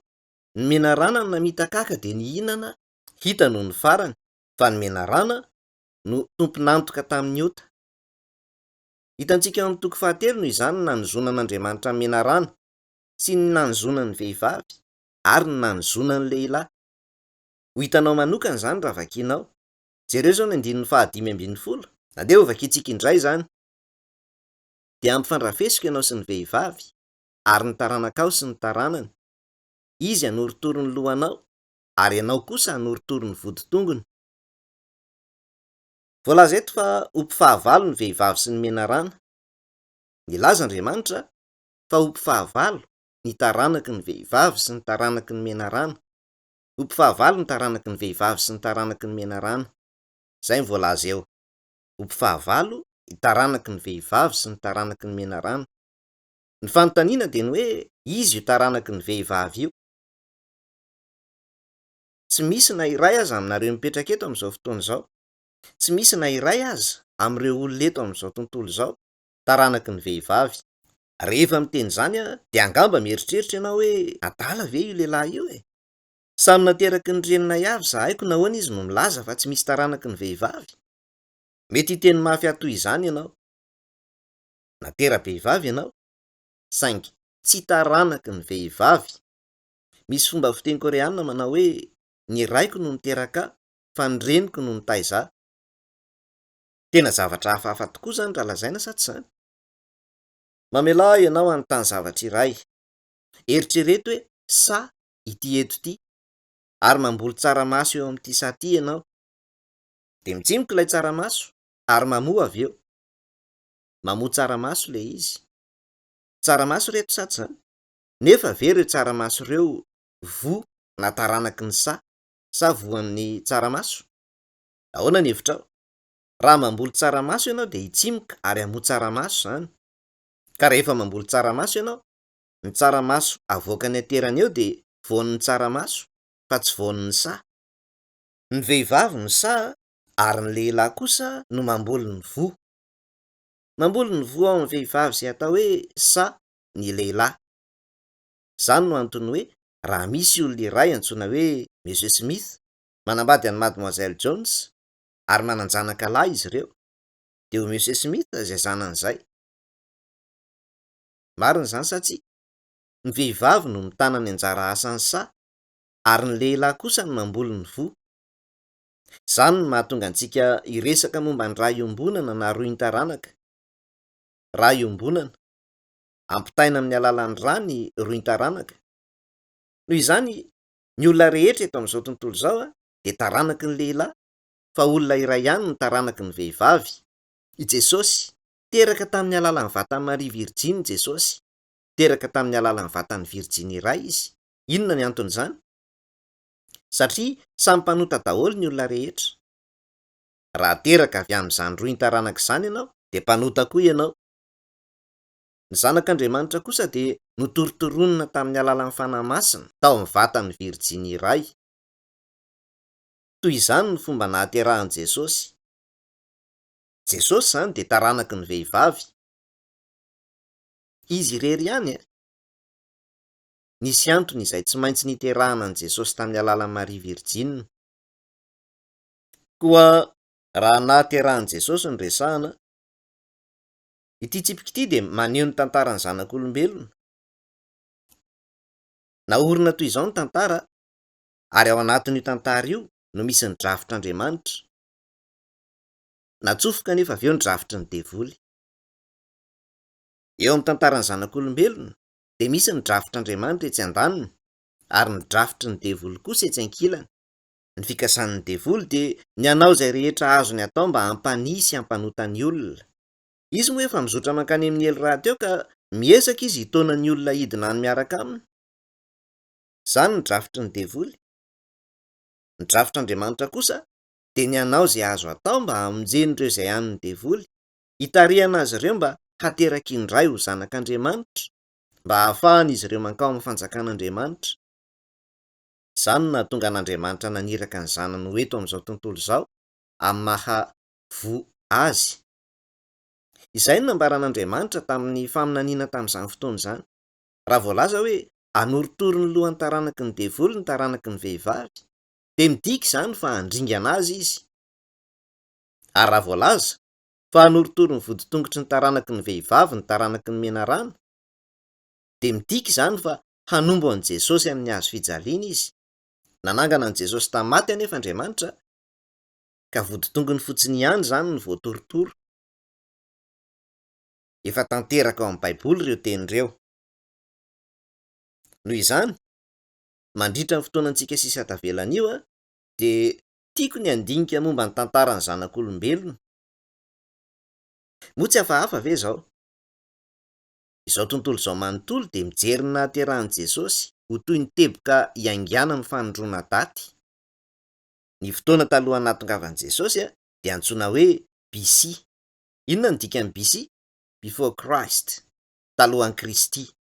Zany hoe talohan'ny nahatongavan'i Kristy. Ary ny vanim-potoanan'ny tantara taorian'ny havian'i Jesosy de antsoina hoe AD. Ny AD de fanafoezana ny teny latinina hoe Anno Domini, izay midika hoe amin'ny taonan'ny tompontsika. Ny tantara taorian'ny nahatongavan'i Jesosy de heverina ho amin'ny taonan'i Jesosy tompo, ary ny tantara talohan'ny nahatongavan'i Jesosy de talohan'ny Kristy na BC. Koa ny tantaran'izao tontolo izao zany de nizaraina ho talohan'ny nahatongavan'i Jesosy sy taorian'ny nahatongavan'i Jesosy. Tsy hafahafa ve zany?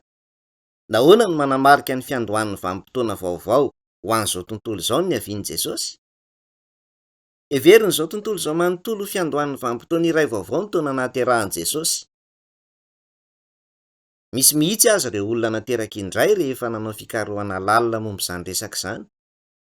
Ny hevitra izy ireo fa hafahafa ny hoe tokony ho kajiana toy izany ny tantaran'izao tontolo izao. Eto, raha zaraina amin'ny antsasa ny tantara BC, ny tapany voalohany manontolo de ny fanombohana, ny fotoanan'ny famoronana, ary ny tapany faharoa de ny fotoanan'ny vahoaka nofinidin'Andriamanitra. Fotoanan'ny vahoaka nofinidin'Andriamanitra. Misy vanim-potoana iray izay fotoanan'ny vahoaka nofinidin'Andriamanitra. Hafahafa zany. Nahoana ny tsy maintsy nifidy io firenena io Andriamanitra? Nahoana ary? Nofidiana sy nitsongaina manokana io firenena io teo amin'ny fizotry ny tantara. Tsy maintsy tonga teto amin'izao tontolo izao ny zanak'Andriamanitra. Nefa niezaka hatrany ny devoly hanakana an'izany tsy hitranga, ka nifidy firenena iray manokana Andriamanitra, ary niaro io firenena io mba hahafahana miteraka ilay taranaky ny vehivavy. Noforonon'Andriamanitra ny tantaran'ny vahoaka nofinidiny mba hahafahany drafiny miseho amin'ny alalan'izy ireo. Ary koa Andriamanitra de namolavola ny tantaran'ny vahoaka nofinidiny mba ahazony manome ny Baiboly, ny teniny, ny fahamarinany, ary mba ahafahana mampahafantatra izany amin'izao tontolo izao. Tsy midika mihitsy anefa izany fa voavonjy daholo ary ho any an-danitra daholo ny Israelita. Ny fotoana iainantsika ankehitriny de fotoana ahafahan'ny jentilisa ho voavonjy. Eto ampanadihadiana ny tantaran'ny zanak'olombelona isika. Raha mandinika tsara ny tantaran'ny Israely isika, de ho hitantsika raha velon'Andriamanitra. Tena ho hitantsika tokoa hoe misy Andriamanitra sa tsy? Fantatrao ve ny anton'izany? Satria Andriamanitra dia manatanteraka ny asany amin'ny alalan'ny Israelita. Andeha isika hijery ny filazantsara Marka toko voalohany. Marka toko voalohany, ao amin'ny testamenta vaovao zany. Marka toko voalohany 7:20. Ary nisy olona teo amin'ny sinagogan'izy ireo izay azony fanahy maloto. Ary niantso izy io ka nanao hoe, avelao zahay, moa fa ninona kory zahay sy ianao ry Jesosy avy any Nazareta? Avy andringana anay ve ianao? Fantatro hoe izy ianao, ilay Masin'Andriamanitra. Tamin'ny andron'i Jesosy dia nisy olona maro nitoeran'ny demoniana fanahy maloto.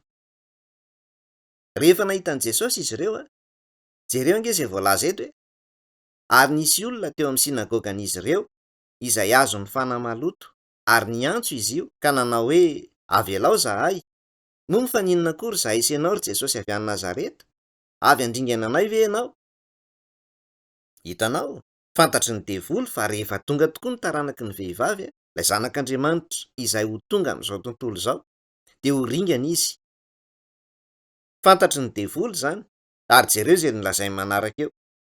Fantatro hoe izy ianao, ilay Masin'Andriamanitra. Nilaza izy hoe, fantatro fa ianao ny zanak'Andriamanitra. Noho izany, tany amin'ny fanombohan'ny tantara, Andriamanitra dia efa naminany momba ny taranaky ny vehivavy sy ny taranaky ny devoly, ary nandre izany teny izany ny taranaky ny devoly, ka fantatry ny devoly rehetra zany. Fantatra izy ireo fa rehefa tonga Jesosy dia ho ringana ny devoly.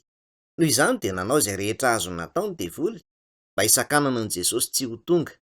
Nanelingelina ny fiavian'i Jesosy izy. Raha mandinika tsara ny tantaran'ny Israely ianao, dia ahita fifanesentrangan-javatra naharitra be izay nanakana ny nahaterahan'i Jesosy. Nisy hatrany fikasana hanapaka androy ny taranaka hiavian'i Jesosy talohan'ny nahatongavana, ary taty aoriana rehefa teraka izy dia niezaka ny hamono azy Herôda. Niezaka nanao izay rehetra azony natao ny devoly mba hamonoana an'i Jesosy sy haniliana azy. Izany no antony tsy maintsy nanorenan'Andriamanitra ny tantaran'io firenena manokana io.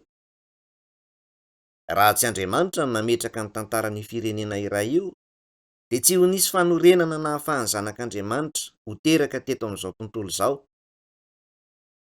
Izany no antony namoronan'Andriamanitra ny tantaran'ny vahoaka nofinidina. Izany tantara izany anefa dia tsy hoe natao mba hahazoan'izy rehetra famonjena akory. Misy amin'izy ireo ny voavonjy, fa ny ankamaroan'izy ireo kosa dia tsy voavonjy. Koa raha mandinika kely ny tantaran'ny Israelita isika, dia ho hitantsika hoe velon'Andriamanitra sa tsy. Ny anton'izany dia satria ny ampahany betsaka amin'ny Baiboly dia miresaka momba ny asa nataon'Andriamanitra tamin'ny alalan'ny Israelita. Ilay lehilahy atao hoe Abrahama ny razamben'ny Israelita. Nifidy an'i Abrahama Andriamanitra, ary tany Babilôna, izay faritra misy an'i Koweita ankehitriny, no nipetrahany Abrahama tany am-boalohany. Nipetraka tao amin'io faritra io izy, tany amin'ny toerana iray antsoina hoe oran'ny Kaldeana.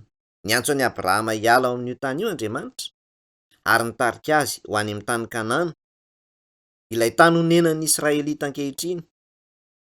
Io tany Kanana io dia eo amin'ny ivo jeografika n'izao tontolo izao. Raha miakatra mianavaratra ianao dia tonga Moscou. Eo atsinanana no misy an'i Azia, any avaratra andrefana no misy an'i Europe, aty atsimo i Afrika, ary avy eo misy koa ny afovoany atsinanana na Moyen-Orient. Eo afovoany mihitsy izany ny tany Kanana. Nanomboka ny asany haka indray izao tontolo izao izay voatolotra ny devoly Andriamanitra. Mba hakana indray izao tontolo izao izay voatolotra ny devoly, dia nofidian'Andriamanitra io faritra io, ny tany Kanana zany. I Israely ankehitriny ho fototra iorenany handrosoana amin'ny fakana indray izao tontolo izao. Io zany ny tanin'ny vahoaka nofidian'Andriamanitra. Eo afovoan'io tany io mihitsy ny tanànan'i Jerosalema. Teo no nilain'Andriamanitra namolavolana ny tantaran'ny firenena iray nofinidina. Tany oran'ny Kaldeana zany Abrahama no nonina tany am-boalohany, nefa niantso azy Andriamanitra ary nitondra azy ho any amin'ny tany Kanana. Nankany arany izy, ary avy eo nanohy ny diany nankany amin'ny tany Kanana, ka nonina tany. Tamin'ny andron'i Jakôba zafikeliny Abrahama, i Josefa zafiafin'i Abrahama dia namidy n'ireo zokiny ho andevo ary nandeha nidina nakany Ejipta.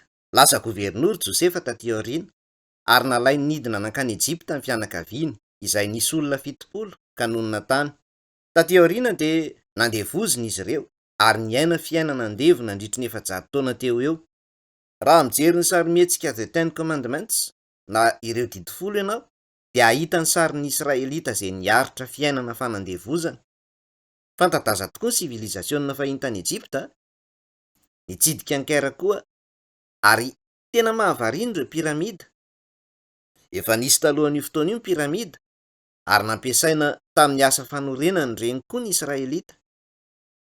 Taty aoriana teraka ny lehilahy iray atao hoe Mosesy ary naniraka azy Andriamanitra hamonjy ny zanak'Israely tamin'ny fanandevozana. Ity ny renirano Nely ary ity Ejipta dia misy tsipika mena eto.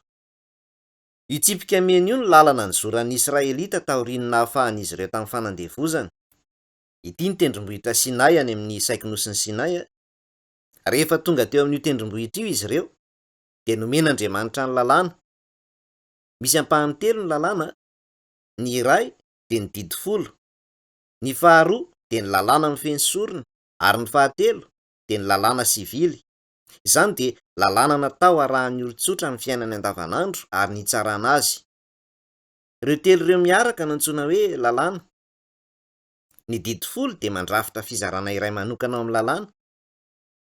Rehefa nanome ny didy 10 ho an'ny Israelita Andriamanitra dia nisy zavatra hafa nandidiny azy ireo.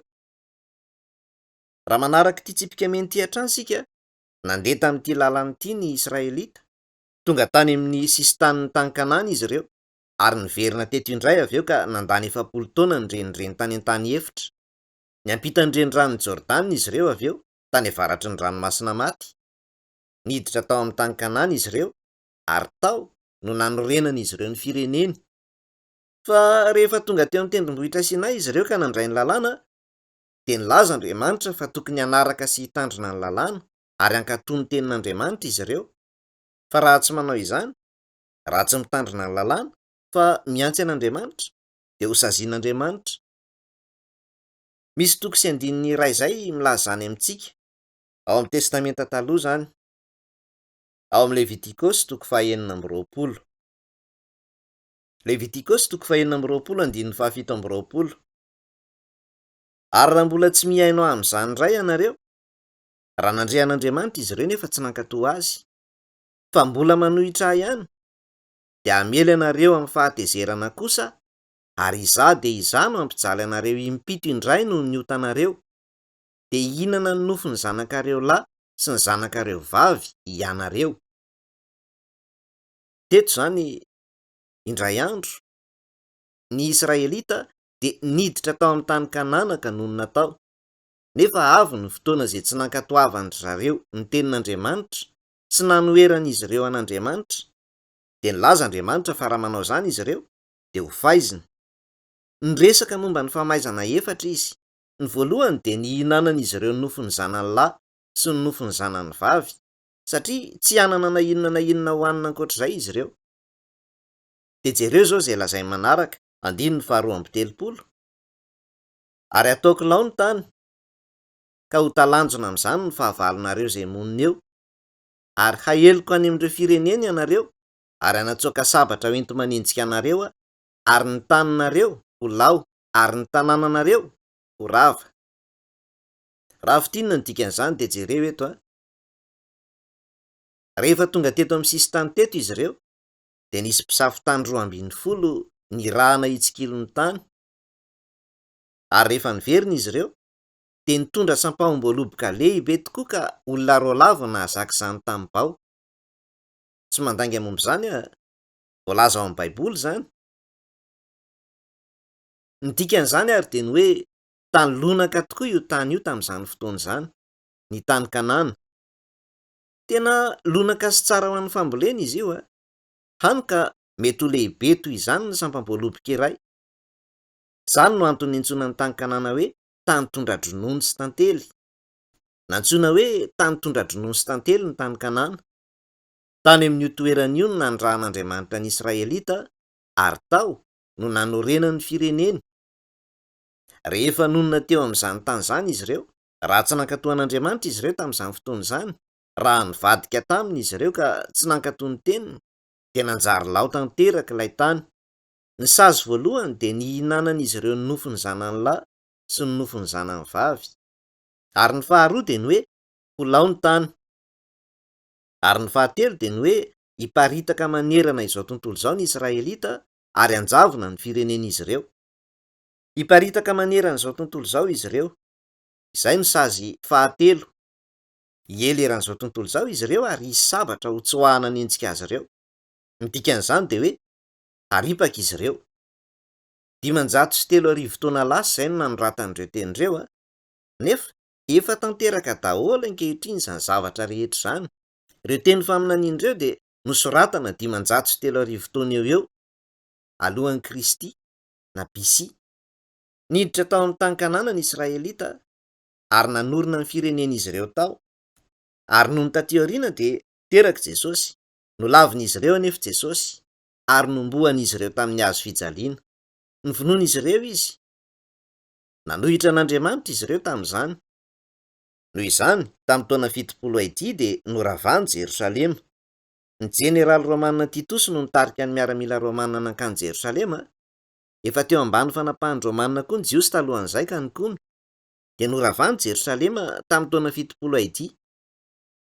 Tamin'ny naravanan'i Jerosalema dia nanodidina io tanàna io nandritry ny 5 volana ny tafika Romanina.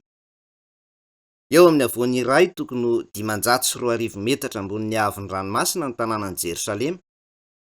Voahodidina ny tanàna ka tsy nisy sakafo azo nohanina tao.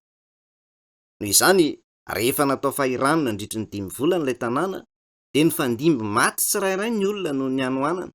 Ary satria maty mosary izy ireo, dia nisy olona namonjy sy nihinana ny zanany lahy sy ny zanany vavy. Tena nanao izany mihitsy izy ireo. Raha vao misy faminaninana tao amin'ny Baiboly izany dia ho tanteraka tokoa izany. Izay no nitranga. Ary avy eo dia niparitaka manerana izao tontolo izao ny Israelita. Mazava loatra fa tsy indray mandeha nitranga akory izany. Niparitaka miadana tsikelikely izy ireo ary nanjavona tsy ho eo amin'izao tontolo izao ny tanin'ny Israely. Izany dia 730 taona lasa izay nanjavona ilay tany. Nitranga izany arak'izay voalaza ao amin'ny toko sy andininy mihitsy. Ary avy eo dia voalaza fa hisy sabatra ho tsoahana ny endrika azy ireo. Tamin'ny fotoanan'ny ady lehibe faharoa araka ny fantatrao dia namono Jiosy 9 tapitrisa ny antoko najian'i Hitler. Mazava ho azy fa natalohan'i Hitler aza dia Jiosy maro no nivonoana tany amin'ny firenena samihafa. Hitako tao amin'ny boky anankiray izay ohatra fa nisy koa ny fandringanana ny Jiosy tany Londres. Ary Staline koa dia namono Jiosy maro tany amin'ny firaisana Sovietika. Nahoana ary? Voalohany dia nisy ny revolisiona bolshevika. Rehefa nipoaka io revolisiona io tany Rosia, iza moa ny rangory fototry ny afo tamin'izany? Tamin'ireo olona nanomboka ny revolisiona dia nisy Jiosy sasany toa ny Trotsky. Nanohana sy nanangana firenena kominista izy ireo tamin'ny voalohany, saingy tsy nahomby ny politikan'izy ireo. Dia tonga teo amin'ny fitondràny Staline noho ny avy eo ary namono Jiosy maro. Dia tonga izany ny vanim-potoanan'i Staline ary Jiosy maro no naripaka arak'izay nolazain'ny Baiboly fa hitranga. Fony tany Eoropa dia nankany Munich. Amin'ny teny Allemand moa dia antsoina hoe München io tanàna io. Ary nankany amin'ny toby fitanana ny Jiosy antsoina hoe Dachau any akaikin'i Munich. Tany no nahitako efitrano sahala amin'izao. Ary nafatratra tao toy izao ny Jiosy. Nafatratra tao izy ireo. Voalaza fa natsipy fotsiny teo amin'ny olon-dehibe ny ankizy. Nafatratra tao anaty chambre gazy koa izy ireo. Nidina ny varavarana ary novahana ny gazy. Nivaha ny gazy ka nandritry ny 5 minitra teo eo dia niantsoantso sy nikika ny olona. Nefa 10 minitra taorian'izay dia nirotsaka ny fahanginana. Jiosy marobe tokoa ny maty tao. Nisy koa toerana nandoroan'ireo razana. Nitsidika faritra iray tany Berlin izay nanantonana ny Jiosy koa. Misy toerana hafa izay tsy voatsidika dia i Auschwitz izany. Any Pôlônia i Auschwitz, ary io no toby fitanana jiosy lehibe indrindra. Betsaka kokoa ny jiosy maty tany noho ny tany amin'ny faritra hafa rehetra. Nahoana ary no nitrango izany karazan-javatra izany? Ambara ny faminaniana amin'ny Baiboly fa hiparitaka any amin'ny firenena maro izy ireo, ary ho tsoahana ny hetsika azy ireo ny sabatra, tanteraka araka ny voalaza mihitsy ireo tenin'ireo. Marina zato isan-jato ny tenin'Andriamanitra, nitranga tokoa araka ny voasoratra ny zavatra rehetra. Ary ny Baiboly koa dia efa naminaniny amin'ireo fisehoan-javatra hitranga eto amin'izao tontolo izao amin'ny ho avy. Asehoko ny fahatanterahany sasany amin'ireo zavatra ireo himasontsika mihitsy ankehitriny. Mila mieritreritra ny fomba hitafianao ny fitafiana famonjena ianao. Mamporisika anao no hiaino izao fanazavana izao. Miaraka amin'ny fahatapahan-kevitra hitafy ny fitafiana famonjena, hamany olana momba ny fanahiana sy ny tahotra ao am-ponao izany, ary ampitony ny feon'ny fieritreretanao. Aoka isika hivavaka. Tompo masonao, nandinika ny teninao zahay androany.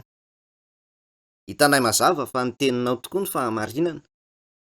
Rehefa mitory ireo tenin'ireo zahay na mandre izany, dia fantatray fa tsy ilaina ny fampiasana tenin'olombelona fotsiny.